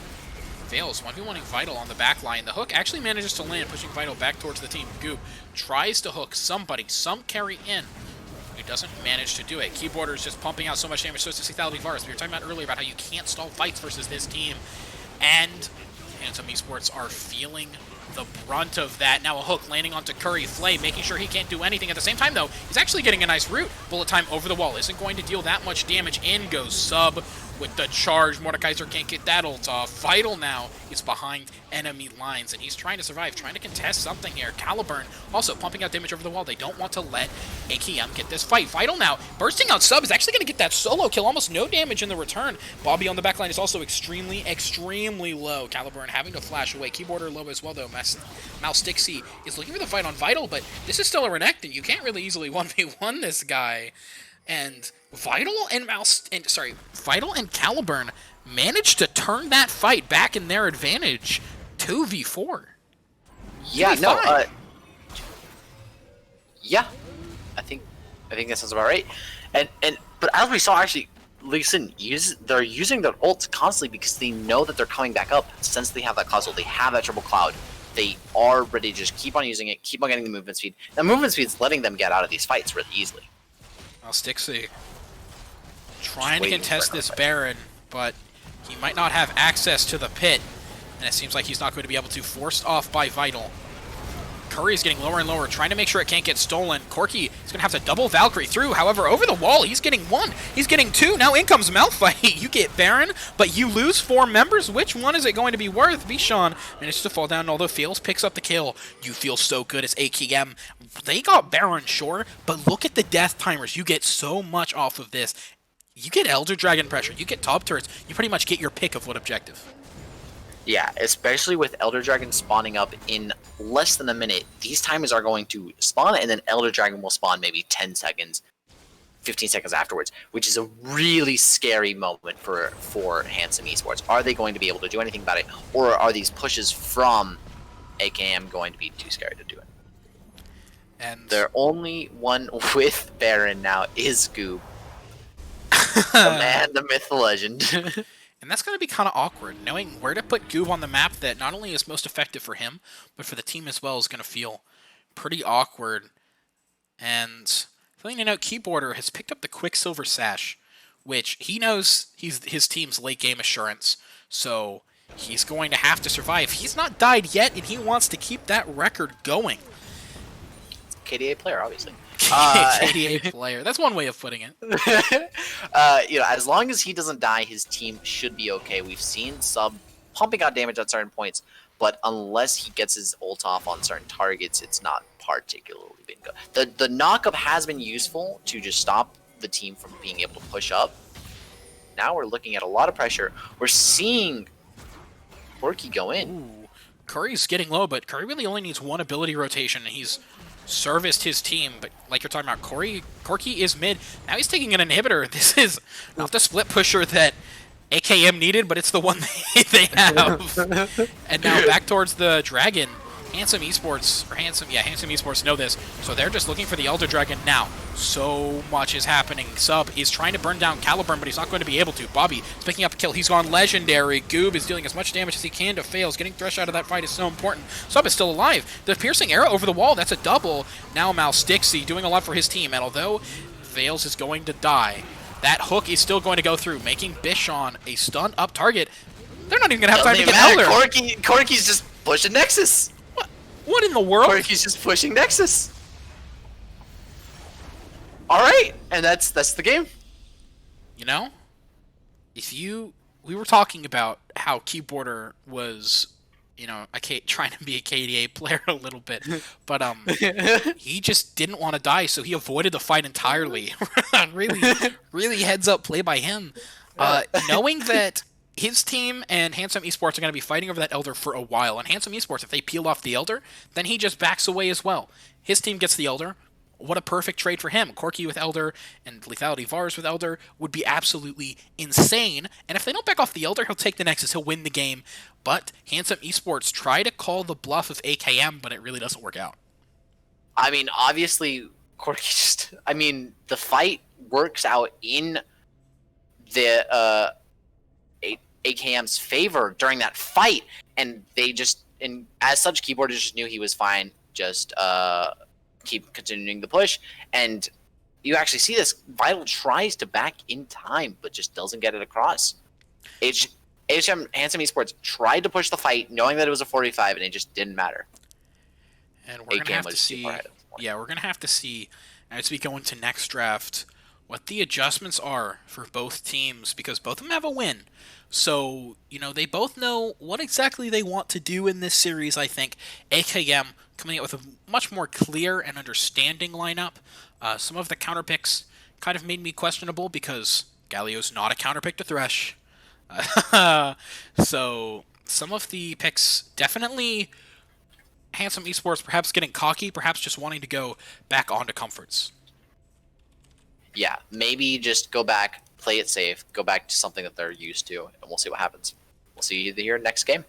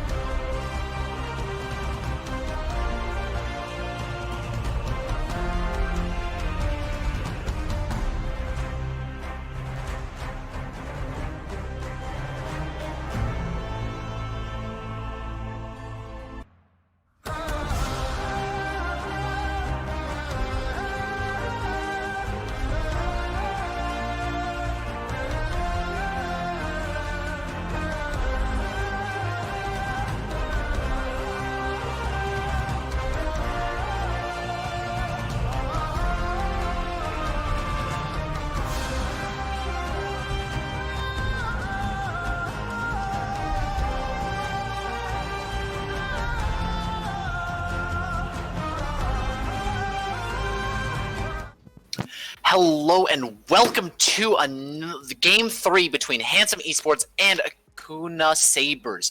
We are ready to watch this fight. Again, Handsome Esports is now back on blue side, Akuma Sabers back on red side. It's very similar bands coming out as we saw in Game 1. Yasuo, Ornn, Syndra, exact same bands that they won to from Handsome Esports. And then we see Darius, Khaled, Set from the side of Akuma Sabers. They did not like the set of Game 1. And it looks like instead of picking up the Lee Sin for Handsome Esports, they're going to pick up the Thresh. They did not like seeing fails on that last game. Thresh is having an absurd priority this series. It is not every day that you see support getting first pick 2 games in a row. As now Akuma are going to take away that Lee Sin and Varus. So we saw them. Yeah, game. They really liked it last game. We were talking off cast about how much we really liked Malstixie's Lee Sin. I mean, some of the moves he made were literally just for style points. He knew he was ahead, and he knew he could show off, and that's exactly what he did. But going back to that Varus was top damage on his team. He hit those Qs when he needed to. He hit those roots that kept stopping Handsome Esports from doing anything. And now we're going to see something a little bit more traditional when you're up against Lee Sin instead of a Trundle. Zac. Yeah, we have seen the Zac before this series. Definitely a more passive pick than the Lee Sin. Zac is waiting for those big team fight engages onto the backline later on, whereas Lee Sin is much more about early pressure, the mid 2v2, pressuring the enemy team. And now Xayah coming through, a more traditional ADC that we've normally seen. AKM happy to run this comp back if they need to. And although they lose the Thresh, they're going to pick up the Corki, Varus, and Lee Sin, core pieces of their comp from last time. We're going to see if Handsome Esports decide to pin down their hook supports, or, you know, what exactly. Even if AKM decide, hey, we're not going to ban out the Rakan, is that really what you want? Yeah, no, AKM are calling Handsome Esports' bluff. The last pick Xayah there was pretty much entirely just to say you lose one ban, you have to ban the Rakan, and AKM say no, we really don't. And by letting that through, that's almost definitely going to be a pickup. Oh wait, it can't be. I'm an idiot. Number 1. Unless it's Rakan mid. Unless it's Rakan mid, you're so AP right. Rakan mid. Maybe he'll do okay against Corki. We'll have to just wait and see. Could be a bit of a troll pick, but I don't think that they're going to actually pick up Rakan since they already have the Thresh. Now, Janna is picked up, a champion that I'm not a huge fan of on the Rift, but if you're good on this champ, you're able to practically poke the enemy team under their own tower as well. The AD and protection that she provides to her team and disengage is absolutely massive. So we're going to have to see how exactly that goes, as Orianna is going to be under the Corki. It's been a while since we've seen real, control mage meta, but Orianna has always been a staple in League of Legends, such a powerful mid, and Aatrox is going to be the final pick from Handsome Gaming, rounding out the comp. He is, for a long time now, probably the strongest blind pick top, especially when Set is off the table. Exactly. And we're gonna see a Poppy come out from the side of Akuma Sabers, trying to get rid of anything that they might jump in, especially since I do believe Poppy can block the Zac jump if she's in the correct position. Poppy is really good here.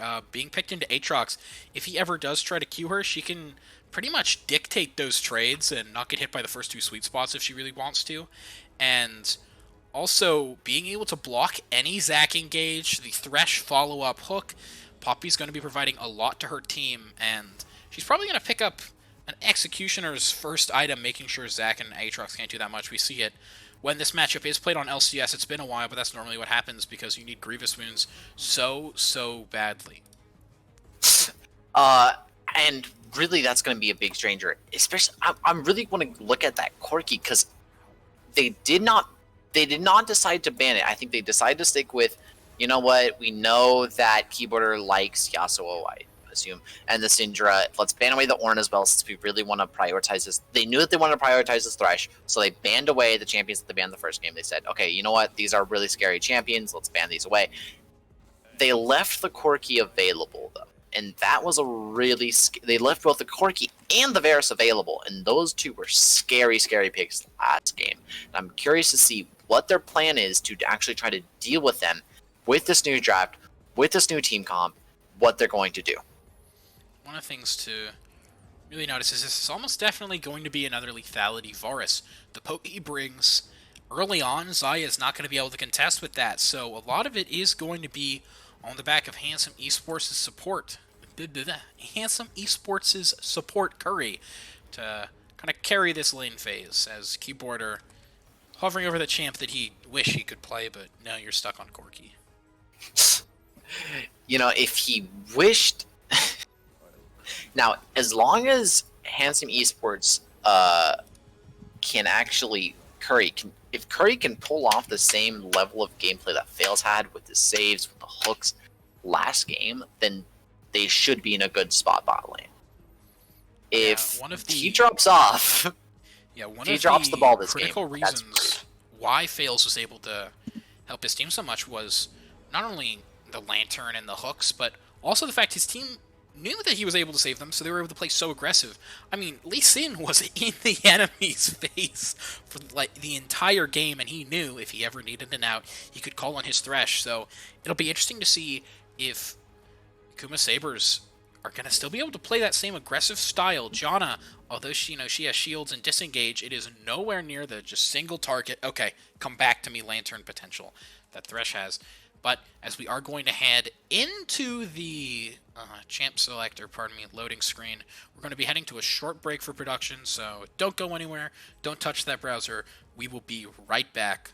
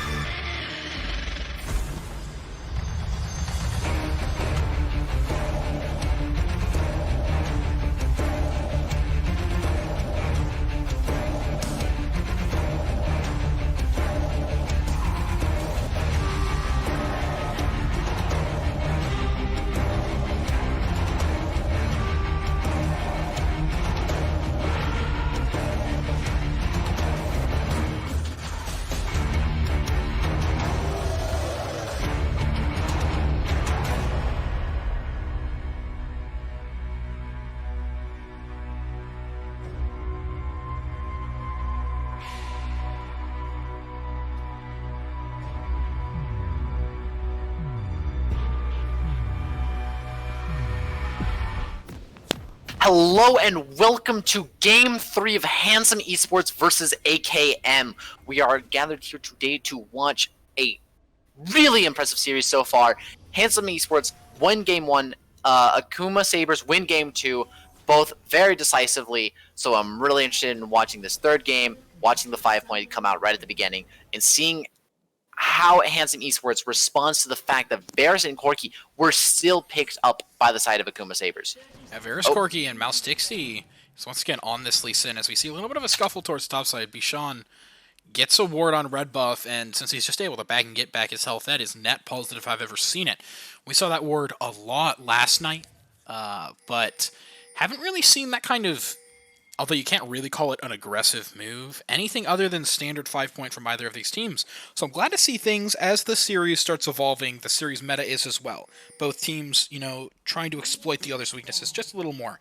And the information that's going to give Bishan, we haven't seen him really be able to use the information that he's had about Mouse Dixie, and Mouse Dixie seems to know a lot about how to play around that, but knowing what buff he's going to start is invaluable for this sack. And as we can see, he is going to notice that they start out on red. So it doesn't matter. Bobby and are just going to stay by turret. Try to see if they can... Okay, there we go. They're going to push up with their lane, and they're ready to play. Both junglers starting at their top side buffs. Zach, with that level 3 gank, has really high potential. Bobby and Fails probably looking to make it another just destructive bot lane. Get the lethality bars ahead yet again and just really ruin Caliburn's day. Yeah, they've gone all in on the poke bot lane. The moment they lose Thresh, they completely pivot, pick up the Janna. This champion exists just to poke out the champion in lane. W max is what most people have been going recently, and you can see the damage it's doing. Curry and Caliburn are both pretty much half health, and although they have the potions and Curry is going to pop one, if this kind of pressure keeps up, it's not going to be looking good for Xayah. This is the kind of lane you hate to play against, and the kind of lane that just absolutely demolishes unless Curry is able to make something happen at some point under a turret. It looks like it's going to be a rough time for Caliburn. Oh yeah, I mean, look at the health. Caliburn finally having to burn the pot. And Zach is, although he's pathing down, not nearby yet, so this wave, if Bobby and Fails keep it pushing, should bounce back to them to be in pretty optimal position for when Bishan does finally come down. So some nice heads-up wave management from both Bobby and Fails. We see Curry trying to land those hooks on Fails, trying to make some sort of play. We notice that as they notice the Zac coming in, they immediately back off, they immediately play safe because they don't want to lose the pressure that they have in this lane. They don't want to accidentally die. No, I couldn't have said it better myself. You don't want to accidentally die. You don't want to accidentally die, yeah. Yeah, Goob, one of the very integral parts of the Poppy versus Aatrox matchup is Poppy's good at dodging the first 2 Qs and, by extension, most of the damage in the trade. Normally she can get out of the third one as well. But if she gets hit by the first 2, she doesn't really have a way to avoid the third other than just stop the fight. So, Goob hitting those first 2, really nice trades coming out from him. This is not going to really be a counter matchup yet, but as the game progresses, Poppy should be getting tankier and tankier. And last game, the poke comp didn't even really have a tank. It had a Malphite, but he ended up going Luden's Morello. So we're going to now... you gotta love that AP Malphite, though. Yeah, we're going to finally get a taste of Sub's actual top lane champ. This is the first time he has not gone an AP champion. That's in right. the top lane. He's first game Zillion, second game Malphite. Now he's finally pulling out Poppy with that corrupting pot with the biscuits. And I'm excited. Poppy is one of the, other than Ornn, one of, the high tier tanks still in the meta in any way. So I'm excited to see, as much as sarcastic as I sound, I'm excited to see a tank up there. It's just something that I've always liked to watch. But Keyboarder and Vital both looking for some... Oh, the Flash Flay coming out from Curry. Now, Bishan looking for a few more plays. The Elastic Strike is going to make sure that Bobby and Fails are both caught. Fails burning down with that Ignite, but is going to live through it. Nice gank, nice Flash Flay. And that's going to mean no summoners other than Fails Ignite for AKM's bot lane. Yeah. Again, however, they did use up some summoners. Caliburn does still have flash and heal, which is very, important in this bot lane matchup. But if Bobby is able to land that Grievous Wounds and they're forced to use heal, that will be very unfortunate. Good dodges on the side of AKM, and we're looking at bot. We're looking at mid. Keyboard just trying to get some poke on Vital, trying to just make him suffer for getting CS. And both mid laners actually relatively low on mana. yeah, and although we were hoping to see more early action from Malstixay last game, he really pulled off a masterclass on how to play these early game aggressive junglers. This time, he's pretty much just been farming. He hasn't really shown up anywhere, and although he has the CS and XP to show for it, this also means that the Zac is having more of an early game impact as Malstixay, and Sub's flash is forced out, not even for the return of a flash. Goob just QE'd him. Yep, and just happy to just kind of keep going, keep doing these little trades throughout the map. And Goob, and the immediate pickup from the Poppy trying to get some sort of healing reduction. Doesn't go for Executioners, and instead goes for the Bramble Vest.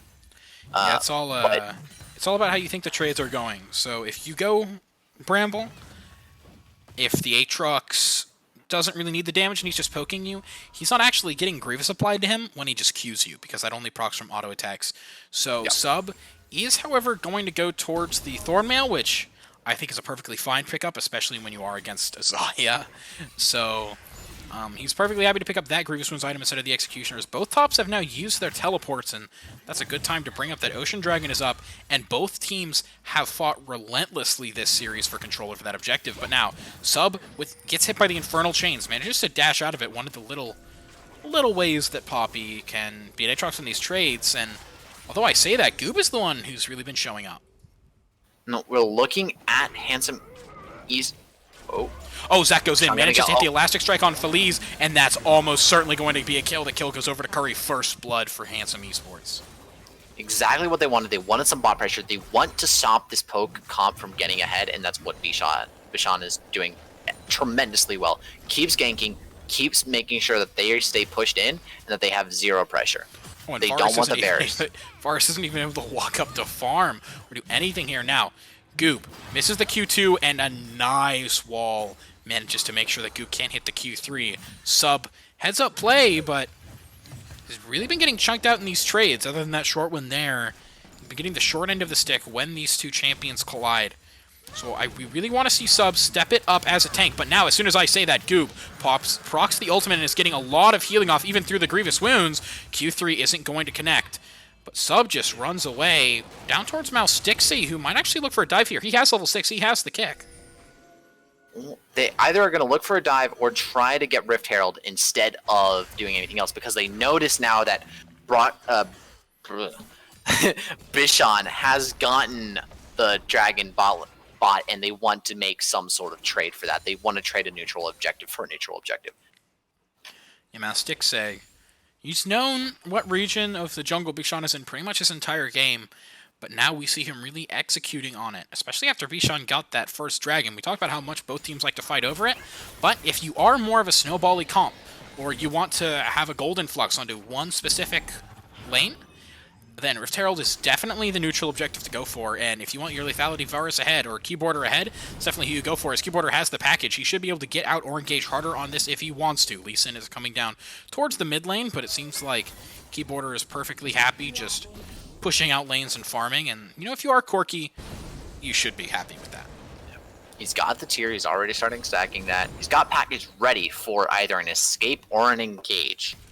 So we'll have to watch out for that. Last time we saw him really nice to just going for tower dives, going for some aggressive plays with knowing that he has package to back him up. We see the level advantage for level 6 on bot lane. The only person, Janet, does not have her level 6 yet. So Curry obviously steps up, tries to be aggressive there, just shoving them off the wave. They don't want this Varus to even get close enough for XP. They do not want him getting... Oh, Valkyrie is actually going to get knocked back. Keyboarder is in a lot of trouble, and Vital flashes for the kill. A really clean shockwave means that Keyboarder is not going to be able to get out of that one. Yep. Good shockwave. This means that Orianna is getting even further and further ahead. She already does have 2 turret plates on Keyboarder, on the Corki, and now is just kind of pushing her advantage. Oh, Curry missing a hook, unfortunately. Oh, now here's Mouse Dixie. He's angry that he hasn't been able to, fight with his team yet this game. Now here's Bichon. Nice elastic slingshot is actually going to get both of the bot laners bouncing all around there. Bichon, a nice feather call onto Mouse Dixie. Means he's going to be rooted. Bichon is getting lower and lower, but he has the stealth division. If he really wants to dive this, he will be safe. Vital almost hitting Mouse Dixie there, but a really nice ward dodge means that he's not going to get hit. 1-for-0 play for AKM as they're looking to come back in this game. Not only that, but they did get the teleport from Vital, which lets Keyboarder push up for a little bit mid, get that wave freely, and then just back off afterwards before they actually have the time to rotate. Or get caught out. Keyboarder. Vital doesn't have Shockwave, but that might not even be needed as Keyboarder. The elastic strike. Or you can be aggressive and get caught out a little bit. Unfortunate there for Keyboarder. Yeah, now he's probably used to last game where he was able to play a lot safer or a lot more aggressive depending on... I guess... Oh, Rift Hero bot lane. Yeah, he dropped that a while ago. Because getting that wire going towards top jungle feels kind of weird. Yeah, so... Vital's not on the Renekton in this game. He's on the Orianna. He has more match damage. He has more range now, so Keyboarder can't abuse him like he was before. This isn't the Renekton matchup. No, it's a lot scarier of a matchup for the Corki. And now we actually see that since Dragon is spawning up in a little over a minute, we're seeing both teams try to put some pressure on. We see Curry actually trying to put the controllers, clearing out vision, get ready for this Dragon. They want to keep the pressure going. They want to get these next Dragons, and they're doing really well. Orianna has 2 kills. She has Luden's Echo. She's, until Corki gets that Manamune stacked, he doesn't really have an item. Xayah is a little bit behind from the instead of the Varus, but overall doing okay enough. Doesn't have the Essence Reaver yet, unfortunately, so she's going to be pretty mana hungry during these fights. Going into this next fight, Caliburn is going to be behind Bobby, 100%. The lethality time is going to be a lot, but not if Zach has anything to say about it. He misses the elastic strikes, but Bobby is Mouse Dixie is put into the middle of the enemy team. Now, Curry's in a little bit of trouble, but has to flash out as a nice tornado means that Bichon isn't going to go in, and Curry, I believe, hitting his hook on a minion as he gets chunked out by another piercing arrow. Now, I would like to point out, I do think Sub tried to teleport there, and was stopped by Goob, either with his E or with his Q. And I think that might have saved Handsome Esports. Otherwise, Curry was too low, probably would have gotten... Oh, absolutely. And also, no dashes? Bichon either gets killed or at the very least, procs his passive. Yeah, best case scenario there for Handsome Esports, although they get into a little bit of trouble, have to burn some sums, burn some items, no more stopwatch for Thresh this game. They managed to pick up the second Dragon, and... well on their way to Infernal Soul. Yeah, and Infernal Soul is going to be pretty big in these team fights. So much damage, and being able to deny that soul from AKM also means a lot, because if a lethality Varus and Corki get Infernal Soul, that one's over as it reaches the late game. Yeah. But what we notice now is that Vital now on a champion that can have some pressure against that Corki. This was their plan. Vital with the Shockwave. Mouse Dixie didn't take that much damage. Resonating Strike does miss, but here is Sub managing to knock Orianna into the wall. She does not have that much mana, but Blue Bluff is making sure that she can make it through this fight. Mouse Dixie is trying to take the Wolf, getting pretty greedy, and Sub, although he knocks away the Thresh, he knocks him away to safety. Sub has to flash away from the Infernal Chase. Aatrox, the Darkened Blade, is knocking up Sub, and now Sub falls to Goob. Finally, the top laners join the rest of the team, and it turns up Handsome Esports. Yeah. And as I was saying, Vital's on a champion that is a lot more comfortable, a lot more dangerous than the Renekton. More of a mid, carry kind of champion. And look at turret. Look at what they're doing. They're 3-0. They've gotten first turret right after 14 minutes. Oh my god, just look at that burst. Keyboarder's going to have to flash away. Vital didn't have Shockwave, but it's coming up now. As Fails Also, a completely different performance from last game, and now Caliburn's going to hit all of the feathers through Bobby, and that's going to be a win for Caliburn. I think, if I'm right... As the Mastery Flash comes out. Yeah, I think if I'm right, Caliburn was doing the Call of Duty AFK strat, where he just stood still and waited for Bobby to walk up, and then... Well, I mean, he got hit by the root. He got hit by his ult. Yeah, but oh, is that what? Yeah, that's why he stood still. Okay, I was not sure. Now, AKM sub no longer has the safety of that front turret. The Infernal Chains are going to pull him back, but Goo barely misses that second Darken Blade, meaning he's going to back away from the fight. We've noticed that all outer turrets are now gone, despite the fact that they got the first Rift Herald on the side of Akuma Sabers. All outer turrets on the side of Akuma Sabers are down.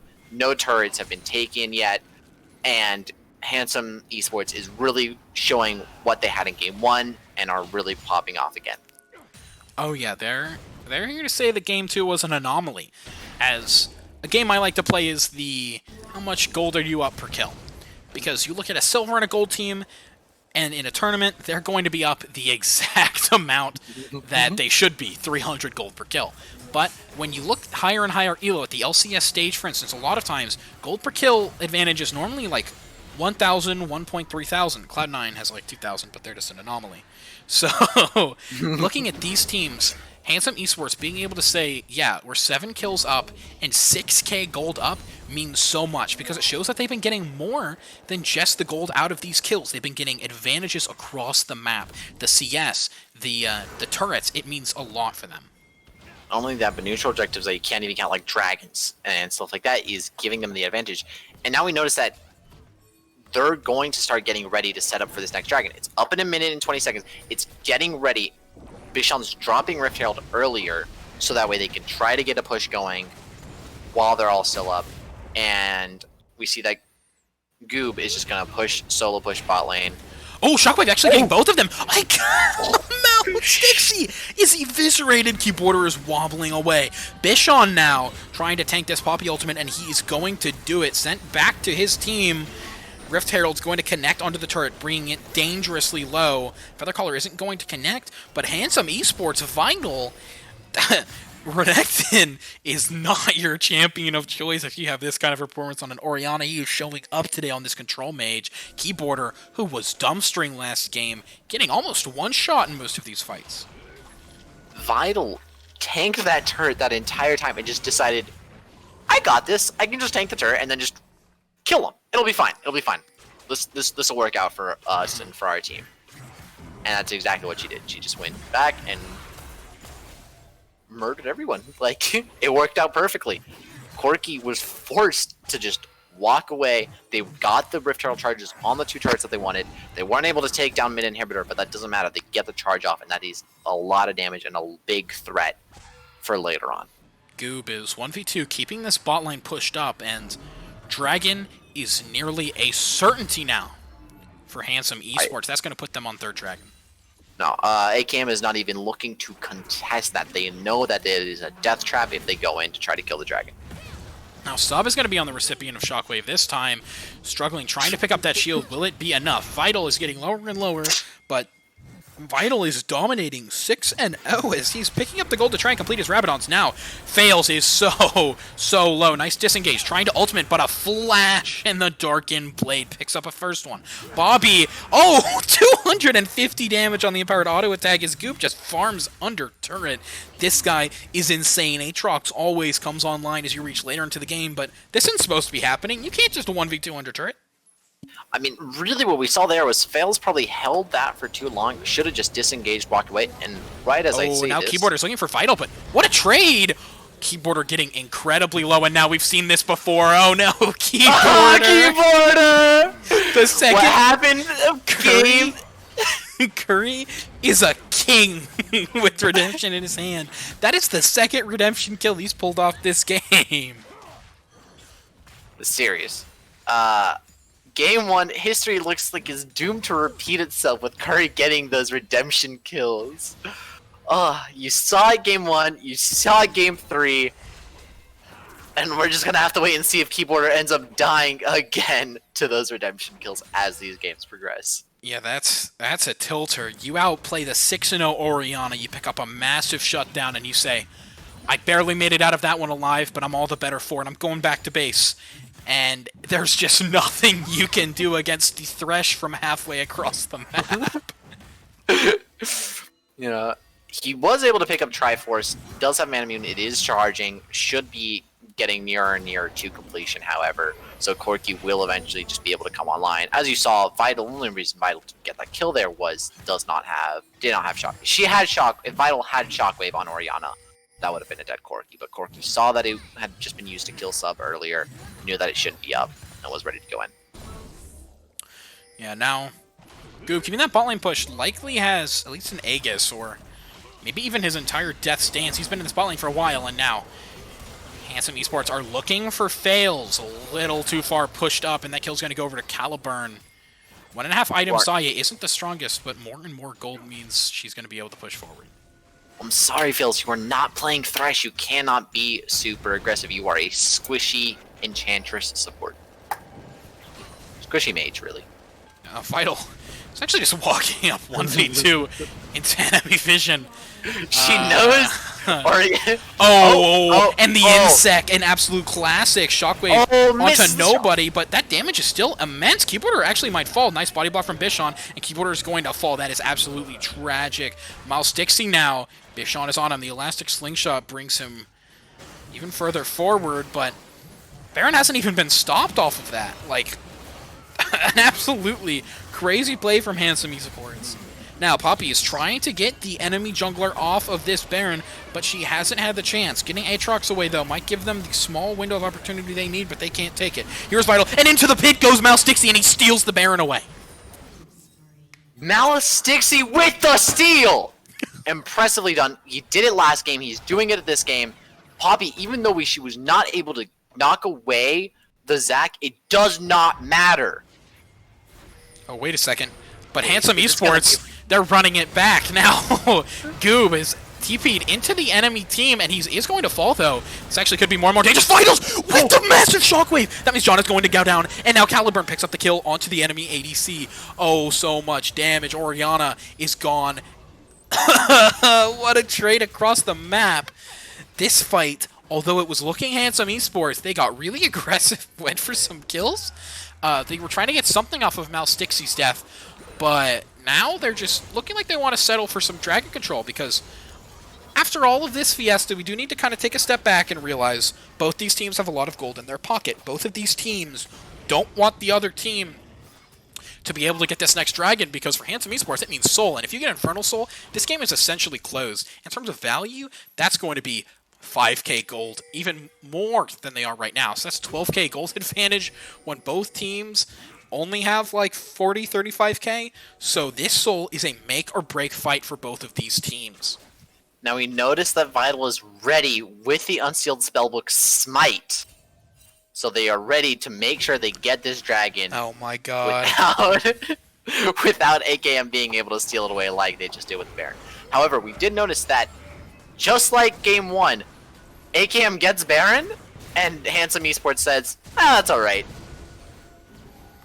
Now, both of these teams trying to contest this dragon. It hasn't even been started yet, though, so it's just going to be sitting there as our spectator camera is very confused. Doesn't know where to go. Yeah, you know, I'm just going to... There we go. Now, both of these teams are looking towards Infernal Dragon, but it is going to actually be leashed back. Oh, no. Vital is caught out. That is the main damage source for Handsome Esports. Their 7-3 Orianna is gone with Deathcap. Now, Goob is in the pit, not by his own choice, though. Caliburn is playing forward, gets knocked away by the Poppy Ultimate, and is going to have to come back to their team, but until then, this is a 5v3. This is not looking good. Goob is caught out as well, is going to have to flash out of the pit. This dragon is at 4k. It's at 3.5k, 3k. It's burning down more and more and more. Threshold into the pit. Red team's going to secure it, though, and Bishon is not going to be able to steal that one. Now, he is going to fall. Cell Division comes out, so if his team wants to save him, they might look for it. Nice hook onto Mouse Dixie, but he's not going to die just yet. He's actually going to live. No, the Darkened Blade, and he's in the pit. Aatrox was in so much danger. Can't dash out. You can't dash through that Poppy W. But over the wall now, Caliburn is just auto-attack, burning down the enemy team. But if you are AKM, you are so happy. You got the Baron off a great steal from Malstixy. You managed to secure that Dragon, stalling out Dragon Soul by at least 4.5 more minutes. And now you can use those last ticks of Baron to push towards the enemy turrets and set up a siege with your pick, or with your poke comp. Insane plays all around. We're giving that, although Maxilixi and the Corky keyboarder did fall at the end of those fights, they got what they wanted. They get the neutral objectives safe, they're staying alive, and they're ready for these next fights coming up. Now, both teams don't think we're just going to let them, they're going to probably take a deep breath from all this fighting, and they're going to just start setting up slowly but surely some deep vision on the side of Handsome Esports, and AKM is going to just try to clear away vision, make sure that they are safe in their own jungle, and set up for Baron coming up now in a few minutes. Yeah, Baron in 2 minutes, though, does give both of these teams some time to breathe. Wage a little bit of a vision war, but just as importantly, junglers need XP. They need to be at the same level or higher of the other jungler in order to be happy in these smite fights, and really, really big help for Bishon is coming out from the rest of his team. Caliburn and Vital are taking the enemy team's jungle camps on both sides, so being able to help their jungler make sure he has an advantage in this level war is going to mean a lot as they walk up towards Baron as it comes up in another minute and a half. Now, we've noticed that Vital realized maybe I should not have gone the good old Smite fight for that, and instead is opting for Cleanse, just in case she does get hit by that Verisol, Orianna has the Cleanse to get out. Yeah, Smite was a little greedy. It was as greedy as it was big brain. It's just one of those plays that didn't work out. And what we saw from that fight is, if Vital does die before he can get off a big shockwave, or even just a dissonance is dealing a lot in these fights, if he can be knocked out before then, caught out by a nice ultimate from Bobby, the Chains, or perhaps a Lee Sin Insec, then some esports don't win those fights anymore. Yeah, it's a 5v4, but Orianna is so much of their damage, especially with Azaya. That's only really 2 items right now. And one of those is a rapid-fire cannon for safety, so she doesn't have the damage yet to be able to decisively be the carry in these fights. It'll be another 5-10 minutes before that can happen. I mean, if we're looking at where the gold is located, it's obvious. It's right now, on the side of Handsome Esports, it goes Orianna, then Aatrox, then the Zaya. Aatrox is going to keep trying to get bodied by this Poppy, the Poppy walls, all this, kind of those CCs. So if he's not able to get in, that's rough on the Aatrox on Goop side. But if Orianna goes down, that's it for the side of Handsome Esports. They were able to pick something up towards the end, but that's mostly on the fault of... Here comes Bishon, pardon me to interrupt, but Krug's actually come up at a perfect timing. Now, the hook from Curry does miss, but I think that was... definitely Valkyrie from Keyboarder, so he's not going to have it for a while. Baron is up. That was an objective we've been talking about, ranting about for quite some time. I don't think we've actually seen Handsome Esports get the Baron yet. First game, it did not matter. This game, it was able... with the steal from Malstixy, it is putting them almost back into this game. They are still behind by a good amount. Curry does catch out sub, but... forcing out the flash, she's going to make sure she doesn't take any more damage in that fight. And both teams now, it seems like at least Handsome Esports are making the call that they will trade Dragon for Baron if the opportunity presents themselves, starting to move their vision towards the bot side, clear out all this AKM vision. Akuma currently have great control around the Baron pit, or Dragon pit, because they know if the enemy team gets Infernal Soul, they're not going to be winning fights anymore, even if they pick out the Orianna almost. Yeah, no. With the extra damage from Caliburn will get from Infernal, that is too dangerous of a play to make. They do not want to let them have that. Unfortunately, we can see right now that Vital is not with the team yet. They need to get back there. They have 20 seconds till Dragon's up, so they have some time. And I doubt that Akuma Sabers really wants to start Dragon immediately. They probably want to hold back a little bit and see what Handsome Esports does. They can catch out the Orianna, that's exactly what they want. Orianna's going for very defensive spells right now. She's got heal and cleanse, ready to save her ass. Oh yeah, she does not want to be the one cut out in these fights. She doesn't want to be the reason her team loses yet another fight. Hook almost landing onto keyboard, or Curry's looking for something. That's going to be the death sentence. Isn't up for another well. He's going to have one more chance at that during this fight. Infernal Dragon is getting lower and lower. Now 5k, 4.5k. Zach is looking for the engage. He might take it, but he's not. The Elastic Slingshot is canceled. Dragon resets, though. Curry misses another hook, and Caliburn is getting poked down. We were talking earlier about how these poke comps are good as long as you can extend the fights, and so far that's what's been happening. Now Stixie is waiting for the Dragon Control. Now, just like last time, the chains connect onto Orianna, but this time she manages to get out. Goob is... Oh my god! Goob is in the forward backline, and he is dealing damage! That Dragon's going to go over. Infernal Dragon is picked up, and that means that HM are instantly pulling the trigger. They know they're starting to win these fights. Infernal Soul is dealing so much. The Elastic Slingshot, they're trying to get onto Keyboarder, who's going to have to flash over the Blast Cone. Goob is looking for something, but Red Team is on the wrong side of the map. Oh my gosh. A nice stun lock up onto Zach, but the Stealth Division is going to keep him alive, at least for now. Sub's ultimate is canceled, and he's going to get burnt down. Infernal Soul deals so much damage. Keyboarder should be the next target. Now, Goob goes over the pit, and he's in the alcove. You can't stop that. A massive shockwave kills Fares, and Mel Stixie is the last member standing. AKM is routed. TPs are coming out, and this could be game. They've got 40 seconds on the clock. They are ready. They got Goob to just jump in. We did talk about how that Poppy was able to get the stun out on the Zag. We saw that jump attempt, but by then it was too late. Infernal Soul was caught, and that was the clincher for the side of Handsome Esports. They knew that that's what they wanted. They got exactly that, and they're ready. We're noticing now that Handsome Esports is just going to try to push for the win. Vishon's just going to tank. This is over. Yeah, that's GG. It was Flawless very... is up in 4 seconds, but that's not going to matter. Does not matter. Handsome Esports was ready. Vital got that cleanse immediately for that Verisol. Knew that it was going to try. They were going to aim for the Orianna, as most of the gold was put there, but they just destroyed. Absolute destruction on the side of Handsome Esports. They said, you know what? We saw what you picked last time. We saw what destroyed us, and we're just going to beat it this time. We're going to let you play it, let you think that you have this in the bag since you did it so well the second game, but we're not going to care, and instead we're just going to come out and crush you. And normally, I'd want to call out one member from Handsome Esports for really stepping it up this game, but it was all 5 of them who managed to elevate their team up to that next level. Last game, they were against a very similar comp. Other than the Thresh and Mal fight, AKM had the exact same composition pretty much, and they're looking for the same thing. They're looking for poke, extended fights, but this time Handsome Esports played around it so much better. They went for more engages. Aatrox was a massive disruptor on the backline. You can't poke if Aatrox is on top of you.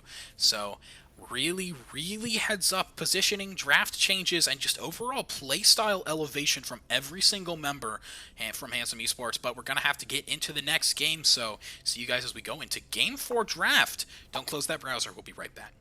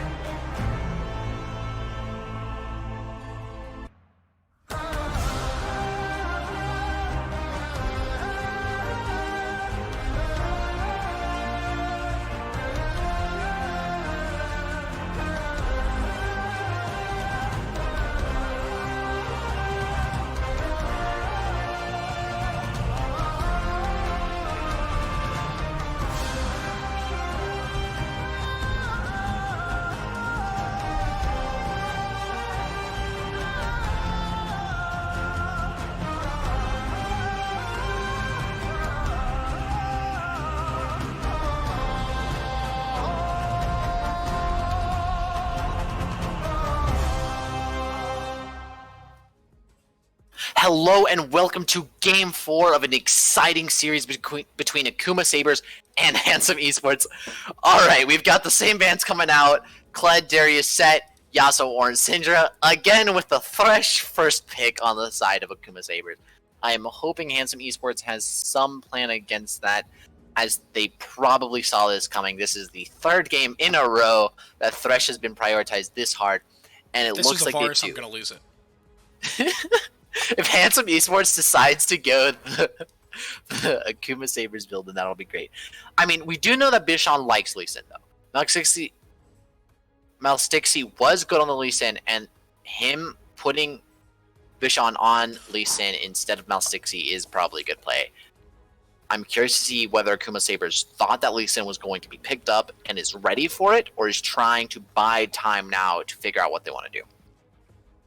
Yeah, no, we've seen Handsome Esports execute very well on these late-game team fighting comps. So, having the Lee Sin, that's going to be your bridge. Now, you're looking for something that has a good mid 2v2 for that, so we would really round out this Lee Sin Ezreal and turn this into an absolutely excellent poke comp if that's what they want to do. And the counterpick of Phelios, people like that matchup into Ezreal quite a bit.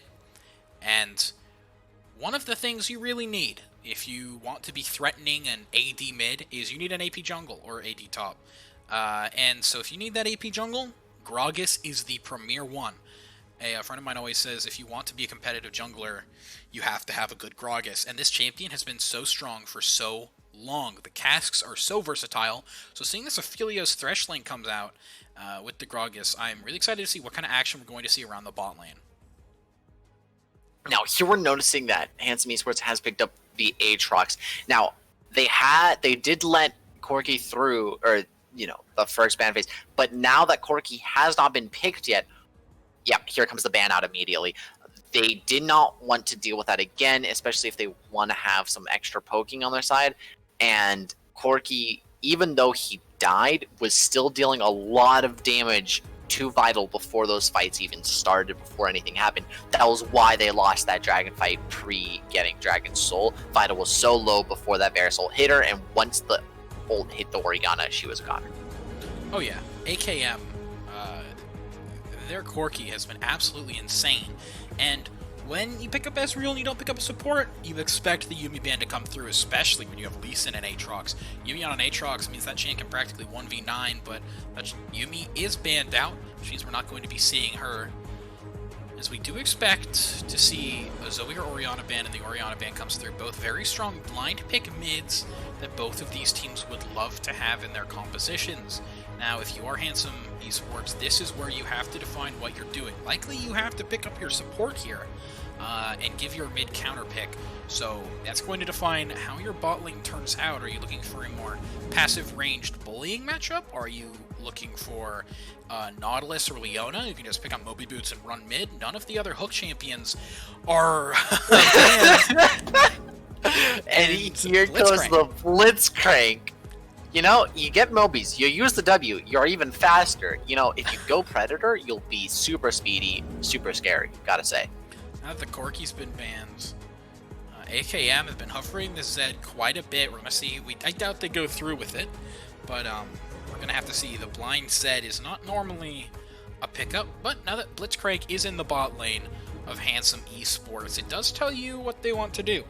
Blitzcrank kind of wants to be sent mid or get lane priority. This is a pretty classic solo queue counterpick to Thresh, because in that amount of time that Thresh is charging up his hook, Blitzcrank just says, okay, you're mine. Your hook means nothing to me. And he can just instantly activate and bring Thresh down. With the extra range on Blitzcrank, he should be able to land the hook without Thresh landing his hook. Yes, right? Technically. Now, so is this going to be another Zilean top lane? I think so. Or is it back? Are we back to the AP top laners? Did they say, you know what, Poppy didn't work out too well? Let's go back to what you're comfortable on. AP Mage's top lane. And the one no matter actually, to be fair, no matter who it is, Karma's top, that's AP. Zilean's top, that's AP. Doesn't matter. I think it's just whichever one they're not going to want to have to put Vladimir into. Because one of the real dangers is that Zilean is much more easily killable as an Aatrox than as a Set. Now, Aatrox's dash and Q range means that he's able to get on Zillion a lot easier. Before, that counter pick was so potent because AKM were just able to say, oh, here's a slow, here's a slow, here's a slow, you can't do anything. But that's not the same case when you're up against Aatrox. He has much more range than a set, especially in those early trades. Not to mention that dash isn't affected by slow. Sure, he might not be able to get perfectly where he needs to be because of the slow, but the dash should help him out. So I think we're going to end up seeing a lot more of the Zillion speeding himself up instead of anybody else. Absolutely. Now, one thing I do want to notice is the later game tendencies of Handsome Esports is showing through once again. Vladimir in the mid lane is a perfect example when both of these teams seem to have a static mid where neither mid gets any kills for like the first 20 minutes of the game. It's always been HM that come out top. But if AKM's mid is keyboarder is able to get ahead, he shows that he can push that advantage so hard. So it's going to be on Vital to be able to play these games, and this laning phase in particularly, a lot more safe early on. Exactly, that safety is going to be major, major, major. They don't want to let any of Handsome Esports getting ahead early on, especially with that Vlad or that Ezreal scaling towards that late game. That's going to be a really scary moment. Goob is going to be very happy getting onto this, getting onto Aatrox is such a strong blind pick, and like Chad is saying, 3 bans onto a top laner. I don't know about you, but as a top laner, that would feel pretty bad if I didn't have a pick like Aatrox in my pocket. So being able to bring that out before it goes to second phase, and he might have gotten 5, definitely feels good to be him. And he's been showing up on this Aatrox. For example, last game, he was versus Poppy, and Poppy is normally pretty strong Aatrox counter both in and out of lane. So him being able to shut her down and then provide absolutely massive damage, 1v4ing at one point in that last fight last game, really managing to show that on this champion, he's a force to be reckoned with. Now we're noticing that unless some sort of switcheroo happens between Karma and Zillion, it is probably that Karma top against the Aatrox. It should be a little bit more safety than the Zillion. Karma does have that root and the E to speed herself up and stuff like that, so she does have that survivability that should let her get to what she wants to have, essentially. Yeah, and in the bot lane, I believe we've already seen the Ezreal Aphelios matchup today. But I do believe that it was the other way around. Other way around. Handsome Esports did have the Aphelios Thresh versus AKM's Ezreal. Did Ezreal have his support? Pike, that's right. Ezreal Pike bot lane. So it is going to be a switch around. Let's see if Fails pops off on the Thresh like he did second game, or if this Blitzcrank Ezreal is able to halt him back a little bit. Thank you so much for joining us. I'm ready for this game to start, and we'll see you after the break. So don't close that browser. Don't go away. Thank you very much.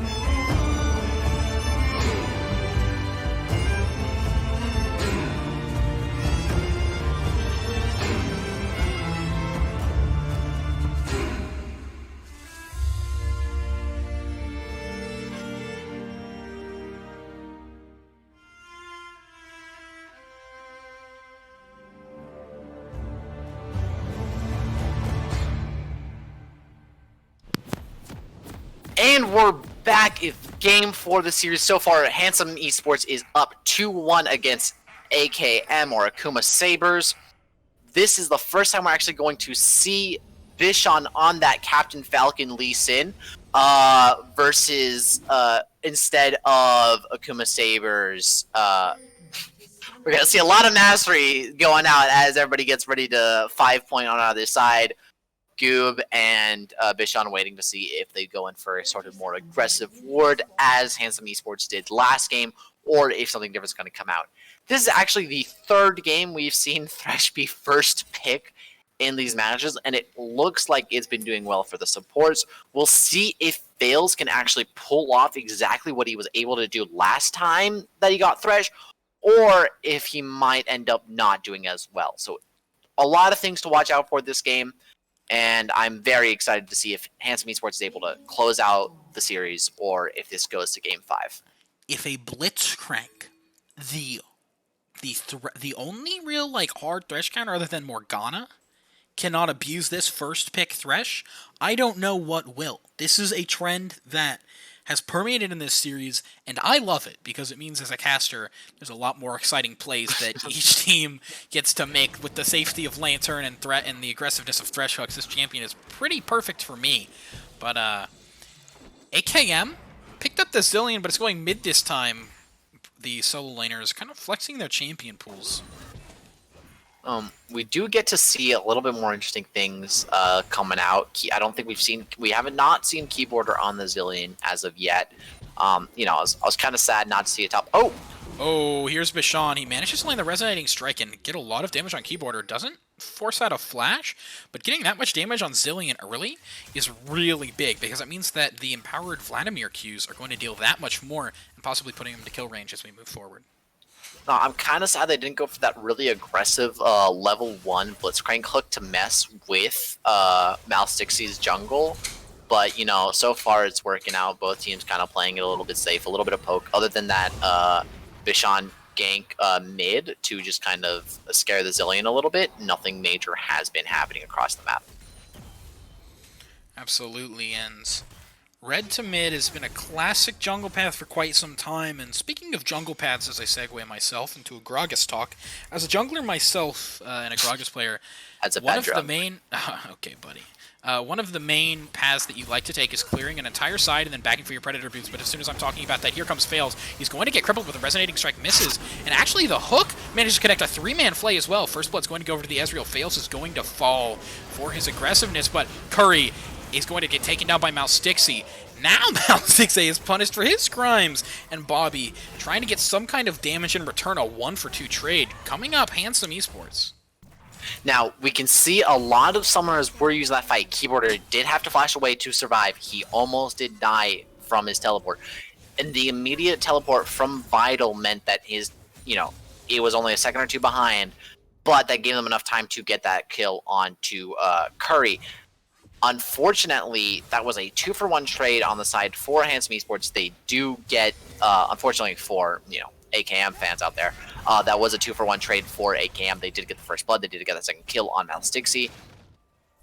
And instead of Phyllis, Malstixie picks up the kill. So not going on to the carry that you really wanted to, but still were able to pick up something in return for all of that fighting.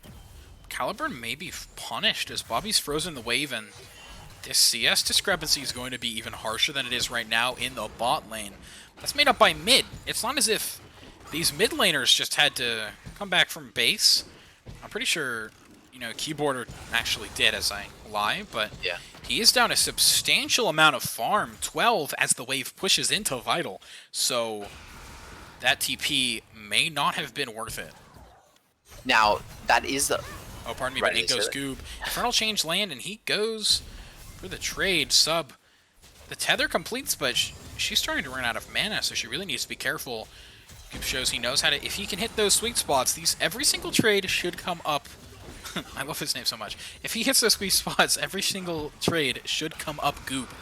And as soon as Zillion hits that first bomb, Bishon comes over to dissuade any kind of follow-up. Now, we're noticing a lot of dancing around mid, right? As Goob and Sub... Goob misses the Q3, and that's going to mean that Sub has the go-ahead. Goob's not going to get that Darkened Blade for quite some time, and Karma is doing exactly what she was picked to do, to dominate this top laning phase. Yeah, the CS discrepancy is still at what it was before. Both teams are CSing pretty well.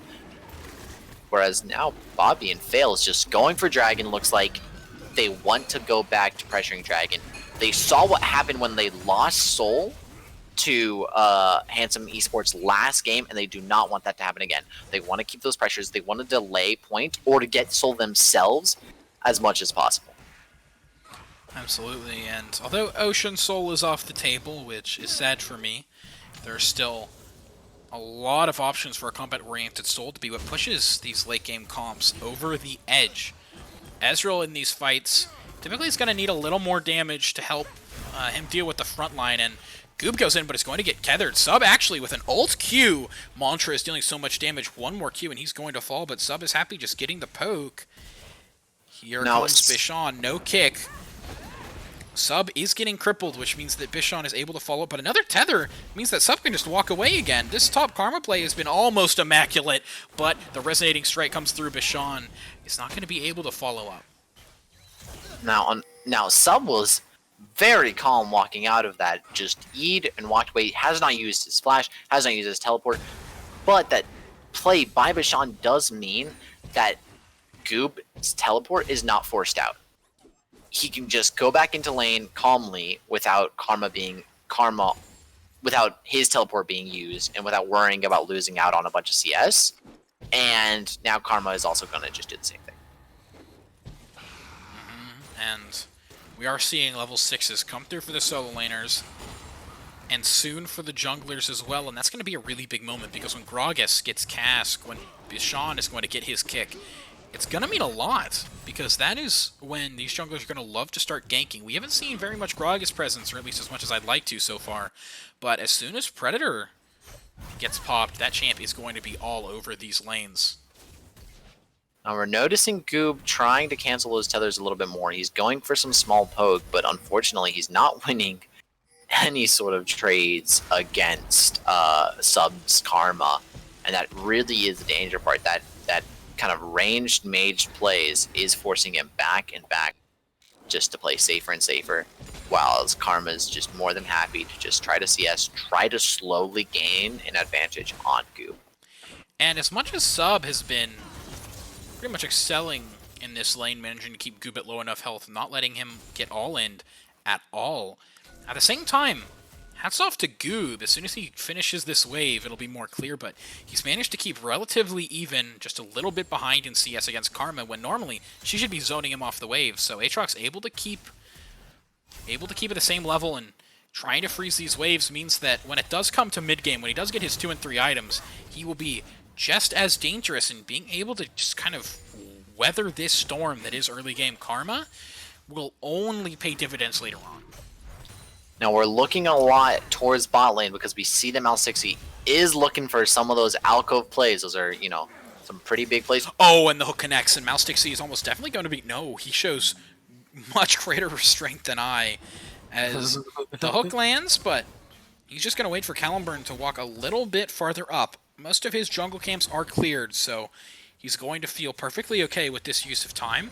But Lee Sin is on the top side, so he's not going to be able to counter gank this. The hook comes through. Blitzcrank is caught out, and Mal60 shows, but not for that much. Now, Goob is looking onto Sub, and the resonating strike is going to miss, but Bishan with the dash forward into Kit. Now on the bot lane, Curry is in danger. Caliburn is in danger, and both are going to be taken down. Mal60, I believe, with both of those kills.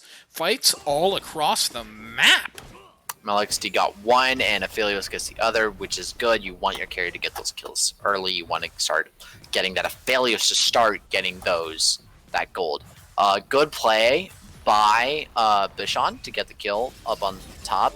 They get, Sub gets a little bit of gold. Unfortunately, that does mean that that play bot lane was very big. They got they got some plates. Sub's in a pretty dangerous position again, and although the Thresh death sentence will land, it's not going to mean that much for this fight. It's a kill and Rift Herald both go over to Bishan. And now with 30 seconds till Dragon, we can see that that Rift Herald can be major, major, major. We have 4 minutes till plates fall, 30 seconds till Dragon. Karma does not have teleport, but Goob still does have his. So they have that teleport advantage for the top lane. Both mid laners have their teleport ready. This Dragon could be a major fight. Yeah, this Infernal Dragon is going to be a pretty big priority, but like you were talking about in terms of mid laners, earlier on we saw an 8-10 CS lead after that botched TP bot from Keyboarder, but now Vital is literally 30-31 CS up. And on Vladimir, you don't want that. He's hitting close to 10 CS per minute, and he might get there by the next minute or two. So Keyboarder cannot be feeling good right now.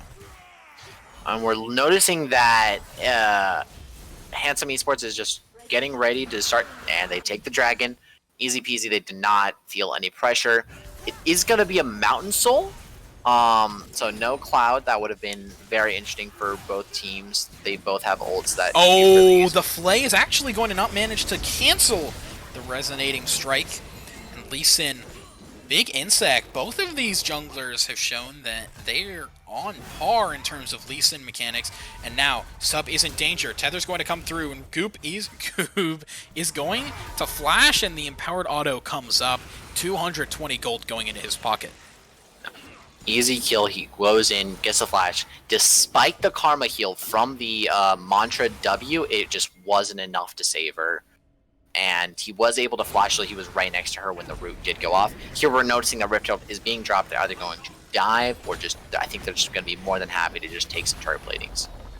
Yeah, but Bishon did actually aggro turret there, taking quite a few shots, meaning that he's not going to be able to stick around. He heads back into his jungle. He's got camps to farm. I mean, more than happy. Both these teams doing a lot just around the map. Some portal combat in the jungle as Vales actually manages to stall Curry long enough for his team to come. Now, Malixty. Oh, the cast is actually going to miss, but so will the hook. A lot of missed skill shots over there, but that's looking a lot better for Curry than it did at the beginning. I really thought Curry was going to go down, but it was a good stopwatch, saved his life, gave Goob enough time for him to teleport bot. Unfortunately, since they didn't pick anything up from that Karma, that just means Karma was able to push, get a plate off. But here you Bish on the Freezing Smite and Ward Hop. He's going to look for something. Second Resonating Strike is going to go through. He's kicked right in. He has the Dragon's Rage, and he uses it. Picks it up solo kill. Goob doesn't get anything out of that. Meanwhile, on the bot side, green-white combination for Bobby.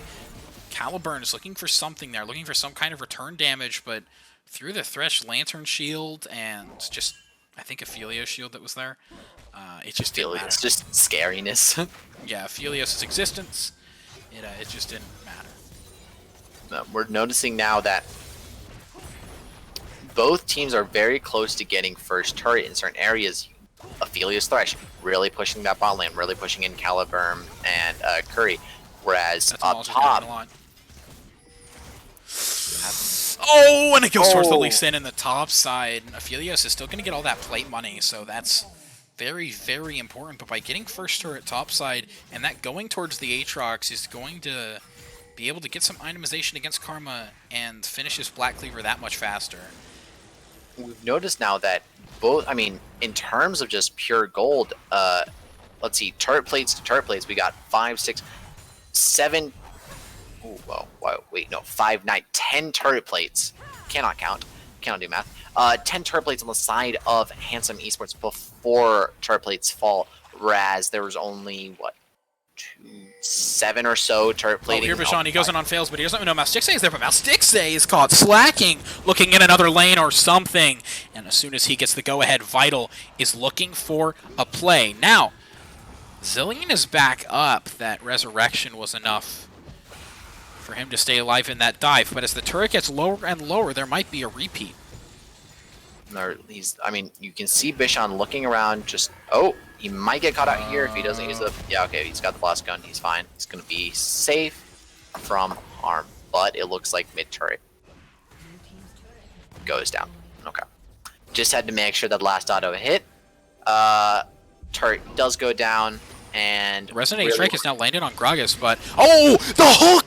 That's going to be enough. Body Slam won't be able to cancel the second Resonating Strike now, though. Bishon is in an extremely dangerous situation. The Summon Ares actually what picks up that kill, so it's a 1-for-1. Both junglers are down. There's 1 minute left until Dragon, so they should be able to be there. But with 2 of the primary engage tools from both teams down, there's a very good chance that they won't be looking for a fight. I was very intense. You know, exactly what we were talking about before with those hooks from Blitzcrank. If he gets the hook, that's just a, hey, you know what, let's get this kill, let's go in. Let's get some damage in. And immediately what happened? Oh, Goob knows exactly where Fails is, and he's going to keep following up. Fails forcing out the Flash. Actually means that Flash Flay is not going to be up for this Dragon fight, and sometimes those plays, managing to either peel for his team or start a crazy engage, are the main things that matter. Zillion, Keyboarder, pushing out this bot lane.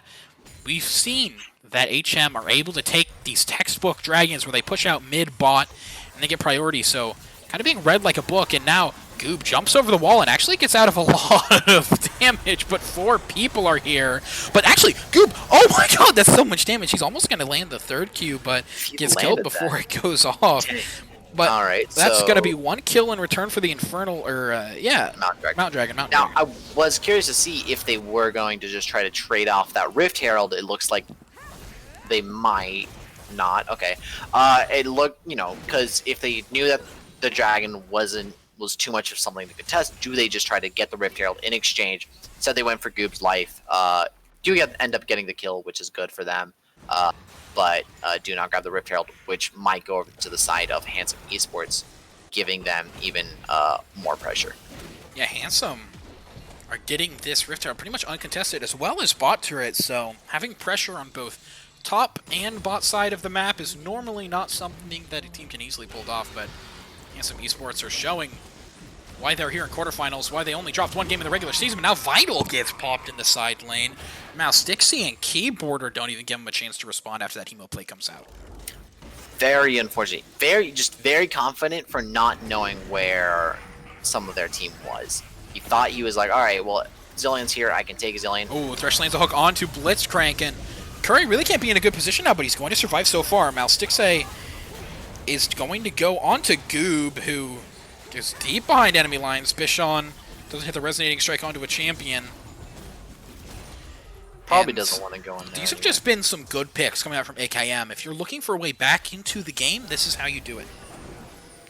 Oh. Bishon is now getting really aggressive. He's going to get slowed up by that cast. Mouse Dixie looking for something. The root from Karma. 3 people were hit by that knock-up, and Gragas isn't going to fall. Bishon did the math, but he forgot about the extra variables. Keyboarder's ultimate manages to keep that trade a 3-for-0, I believe, over that entire exchange over the past minute and a half from AKM. Now we just noticed that Ezreal has officially finished Muramana. Well, he's gotten to Muramana, which is a big step up. He hasn't finished building Sheen into anything else, or finished building Boots into anything, but it looks like he's already got the Phage for the Triforce. He's going towards that itemization, and he really wants to get those 2 items finished before they get in some big items. These next few items are going to be huge, right? You got Rabadons on the Vladimir, you got Triforce on the Ezreal. Whoever ends up getting these, it's going to be really big on the side of Handsome Esports. Then you got to look up for the side of AKM. What are these next items that they want? You know, you see that Keyboard is already building towards, he's got the Hextech Revolver. He wants to keep building. You've got the Runeans already on the Aphelios, however. I'm waiting to see if a fight pops out, because it looks like both sides are itching for something more. I think Handsome Esports really wants to prove that they can get these fights and win them. And AKM really wants to keep pushing on to getting those picks and clawing slowly and surely ahead of Handsome Esports. Yeah, Bobby has kind of been... I haven't been noticing most of the damage he's been dealing this game, and that's either because I'm blind or he's kind of flown under the radar. 3-0-3 right now. He has his Infinity Edge and Runeans. That's one of the big moments for Aphelios. Getting that Runeans, being able to apply his unique gun effects even more is so valuable. Being able to clear waves even faster with Infernum, heal more with Severum, and of course Gravitome becomes absolutely insane. So him picking up that second item is going to be really important for this fight that's going to be coming up around Dragon or Baron in the next minute and a half. And really, I think it's going to depend on this Vladimir.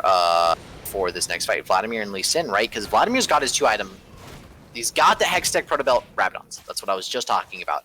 So that fight around Dragon in a minute, you know, if that it does end up being contested, because if Handsome Esports is able to get that Dragon, they're at soul point.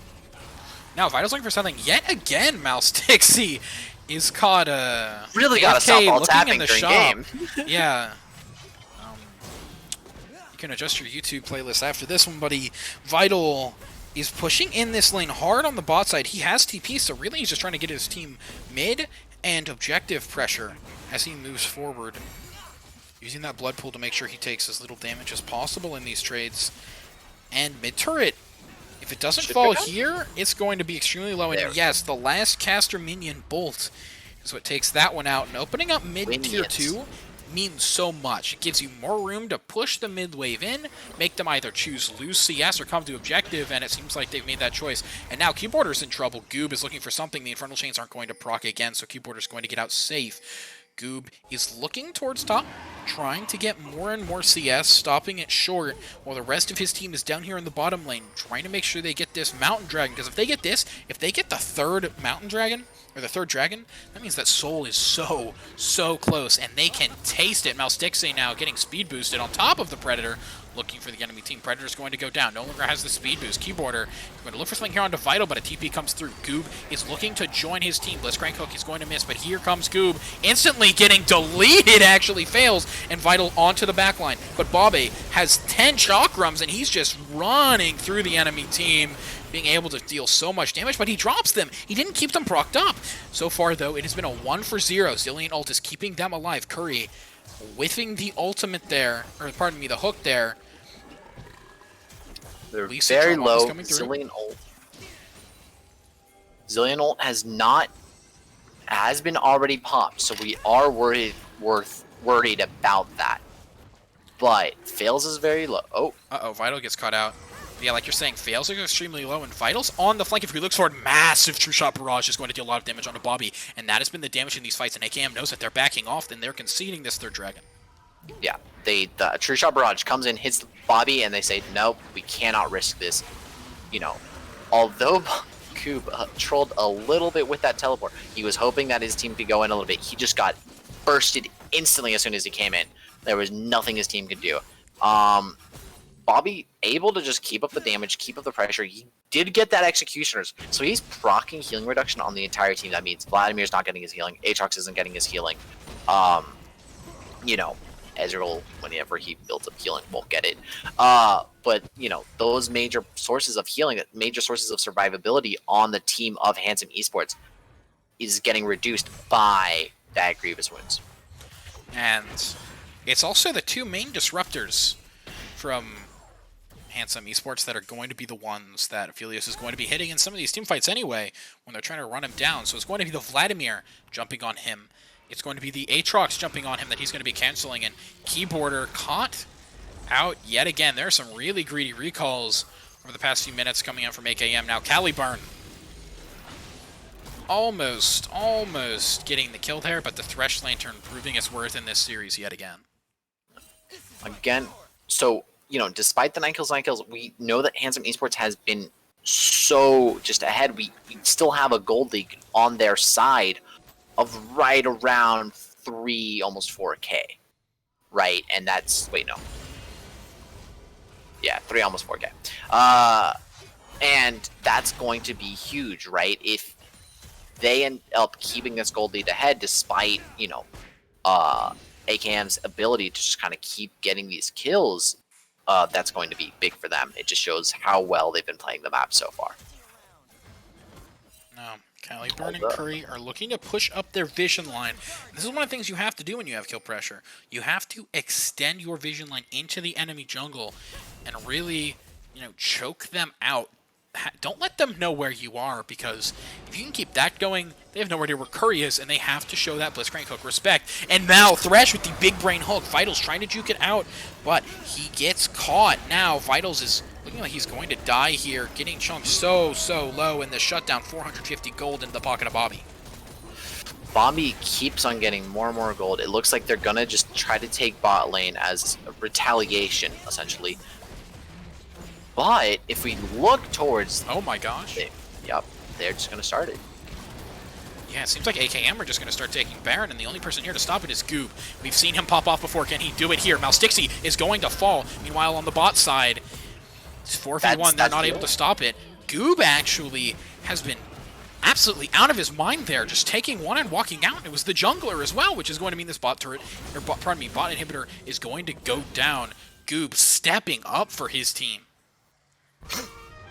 Caliburn unfortunately misses the E, but that's okay, because all in all, that was a win. They win up top, got the Vladimir, said, you know what, let's pivot off of this, go straight to Baron, let's, get some pressure on. However, immediately Handsome Esports says, oh, we see that, we have control wars, we have vision in Baron Pit, we know that they're doing it. Goob says, don't worry guys, I got this. Goes in, gets the kill on Miles Dixie, stops them from doing Baron, forces them to recall, and they end up just losing in him for nothing. Maybe a kill on Vladimir. But that goes in 1 for 1, so it's fine. Keyboarder is just trying to pick up everything he can, trying to get level 16 and his next glacial item, I believe, because once Zilean gets level 16, that ultimate is on such a short cooldown. I mean, especially when he hits 40% CDR, he'll be able to pop that 2 times a fight, and that's, in its own special way, if Zilean's able to survive a 7v5, and right now, HM have been winning in, smart picks, smart macro plays, but if it's just a 5v5, I don't know if they're going to be able to fight through Keyboarder. Again, Curry is getting these very, very close hooks, but barely missing every time.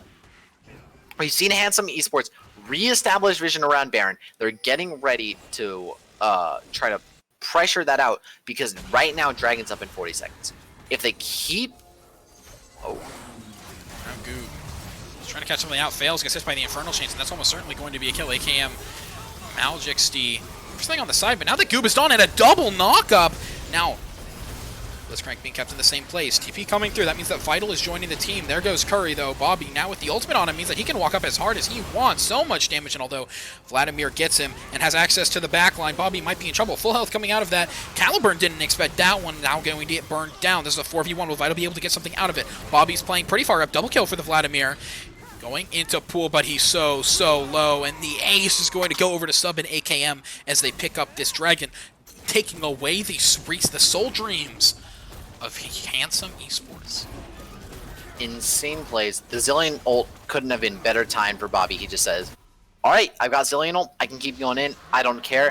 And now you've noticed that they don't have the healing reduction to deal with Severum. That was huge for Bobby last time. Even though they were able to eventually proc the Zilean ult, it took them so long just because Severum's healing kept him going back up to full health, and the shields from Karma, the speed, the ult from Zilean, all of these little things kept him alive and so healthy during this fight. That's going to be something that they're really going to have to worry about. Phantom Dancer did proc that fight. You actually notice that he has built full just armor penetration, and that's going to be a really big worry. Yeah, although there isn't that much armor to go through, there's certainly going to be a lot of damage, and he wants to keep a slot open for pink wards when this game is just constant fighting, and Curry tells Keyboarder he can't have the blue buff, but...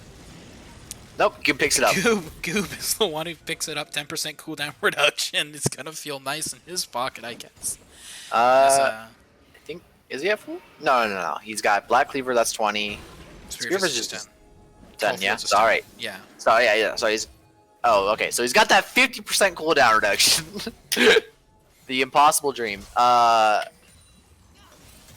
he's still, it really helps him regen that mana that Aatrox has, and really, he's really a mana-hungry champion. Absolutely, that champion just tears through his resource bar.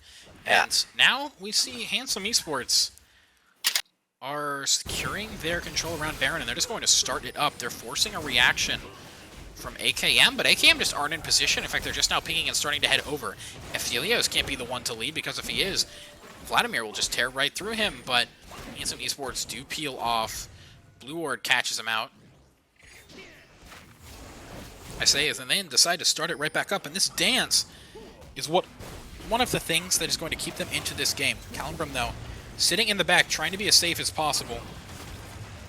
But Curry's stuck in the pit. One without a jump. They didn't think about that one when they initially started it, and Curry's actually just gonna die to Baron here. Not a lot he can do. That feels so bad, and that means it's gonna turn into a 4v5, and they've lost their hook. Curry, you know, trying to land a hook on somebody so he could get some sort of poke in. It looks like AKM is just gonna pick it up where Handsome Esports left off. And Aphelios has chakrams. With red, white, he's able to just, shred through this dragon. Blue team does secure it. It's actually the chakram smite. And Sub running away as fast as he can. Vital's on the backline. It blows up Thresh. Bobby has had so many chakrams, but he just loses them.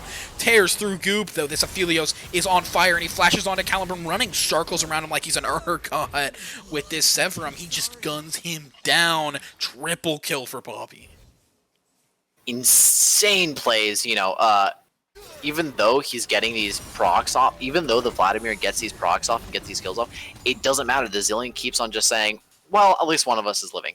Because these are very quick fights that, like, it could be a 3-for-3, it could be a 3-for-4 or something like that, or 1-for-1.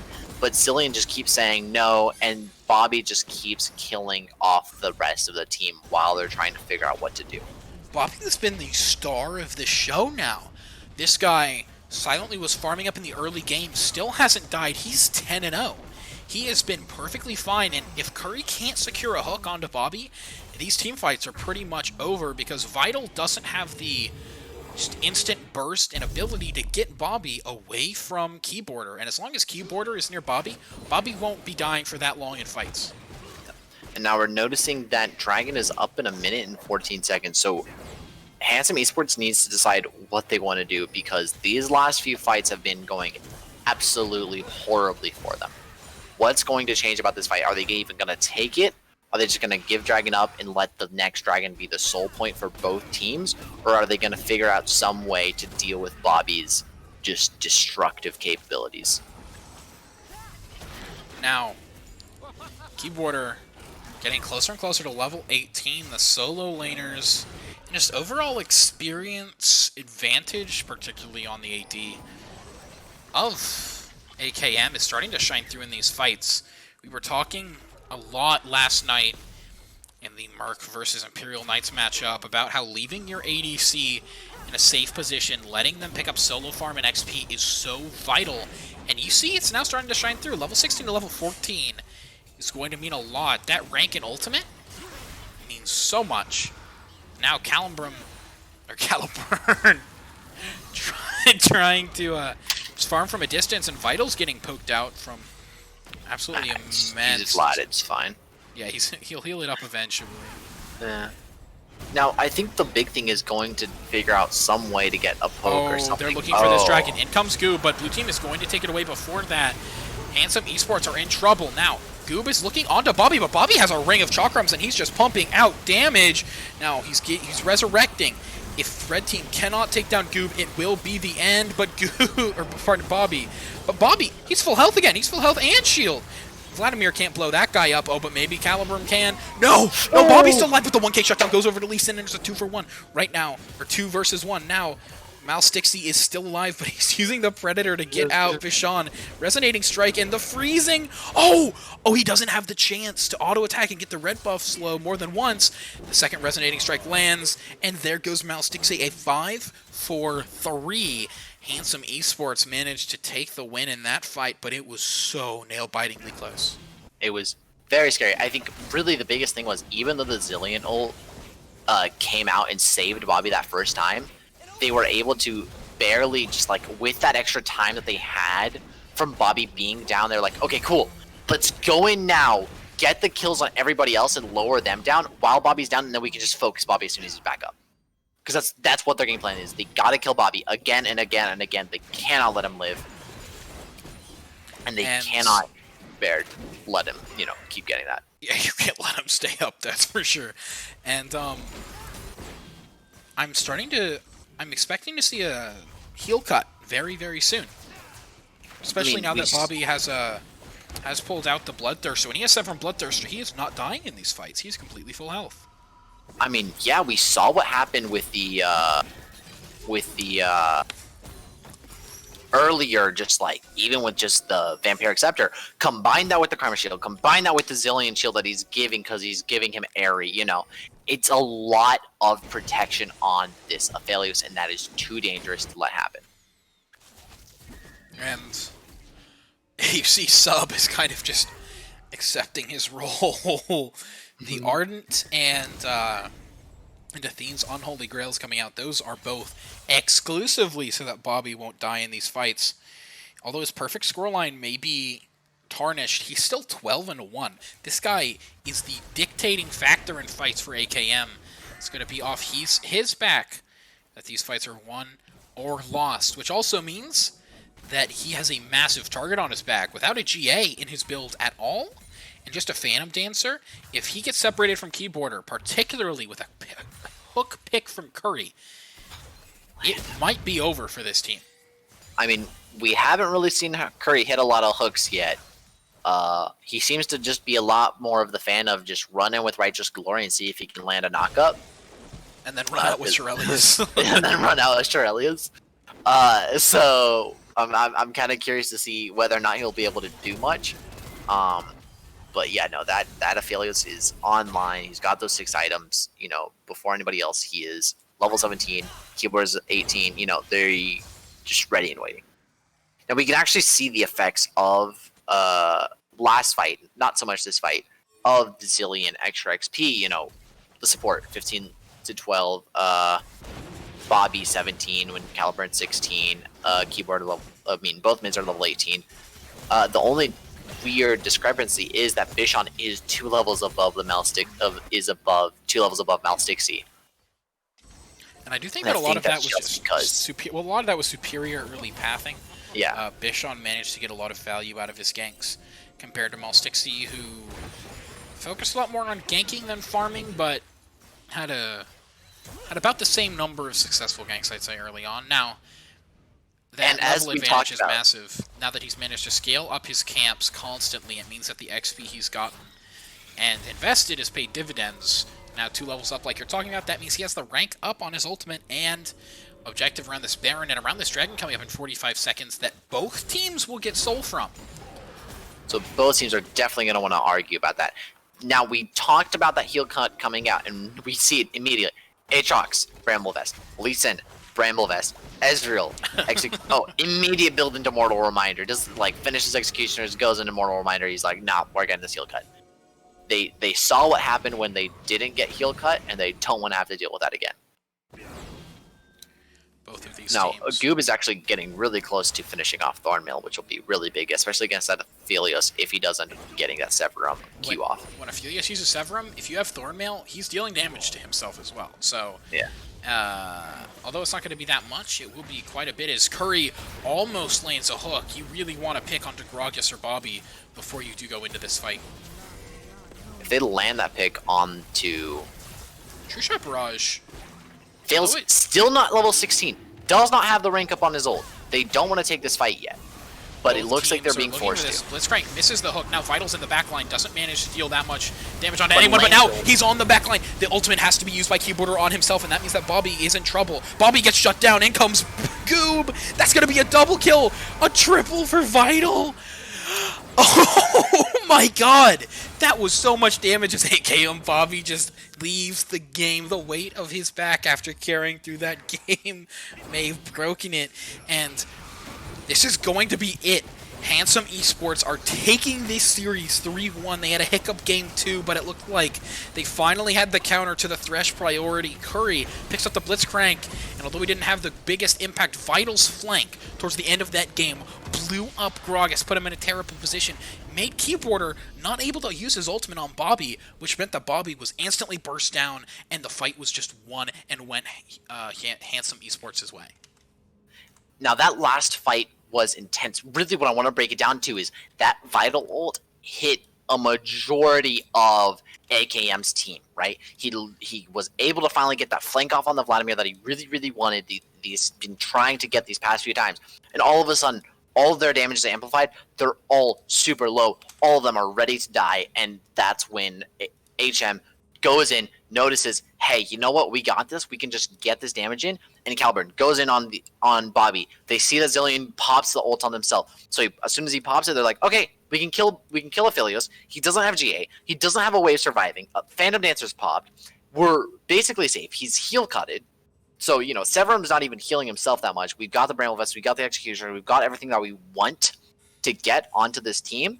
Let's go ahead. Let's take it. Let's get this win. Let's knock out the series. Let's show why we're better than the other team. Let's show why we deserve to get the series win. And although Bobby tried really, really hard, after a while that there's no gold coming in to the rest of your team, and the rest of your team really needs that.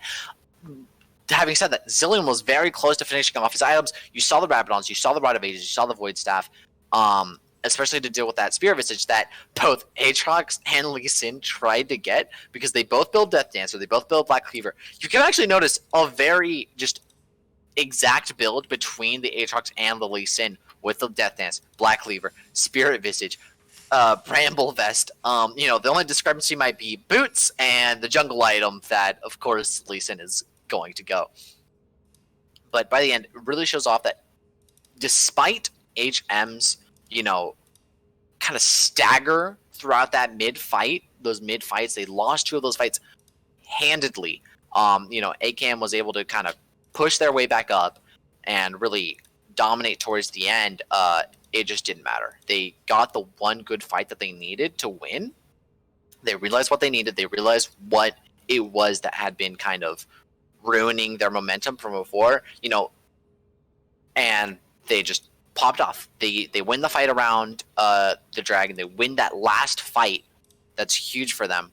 They end up just pushing, gets the win. Easy peasy. I was really excited to see Bishon back on that Lee Sin. He has played it a lot before. He's really comfortable on the champion. You really got to see that playmaking pop off in ways that we haven't been able to see before. That was really, really fascinating.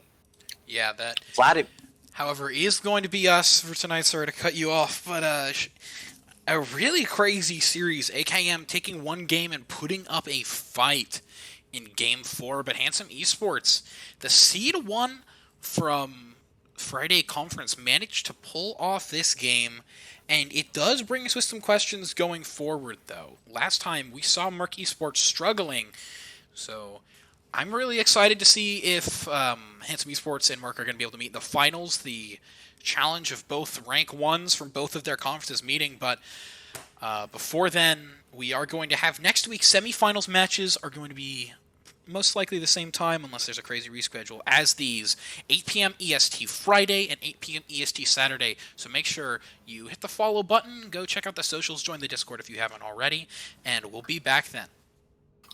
thank you. Have a good night.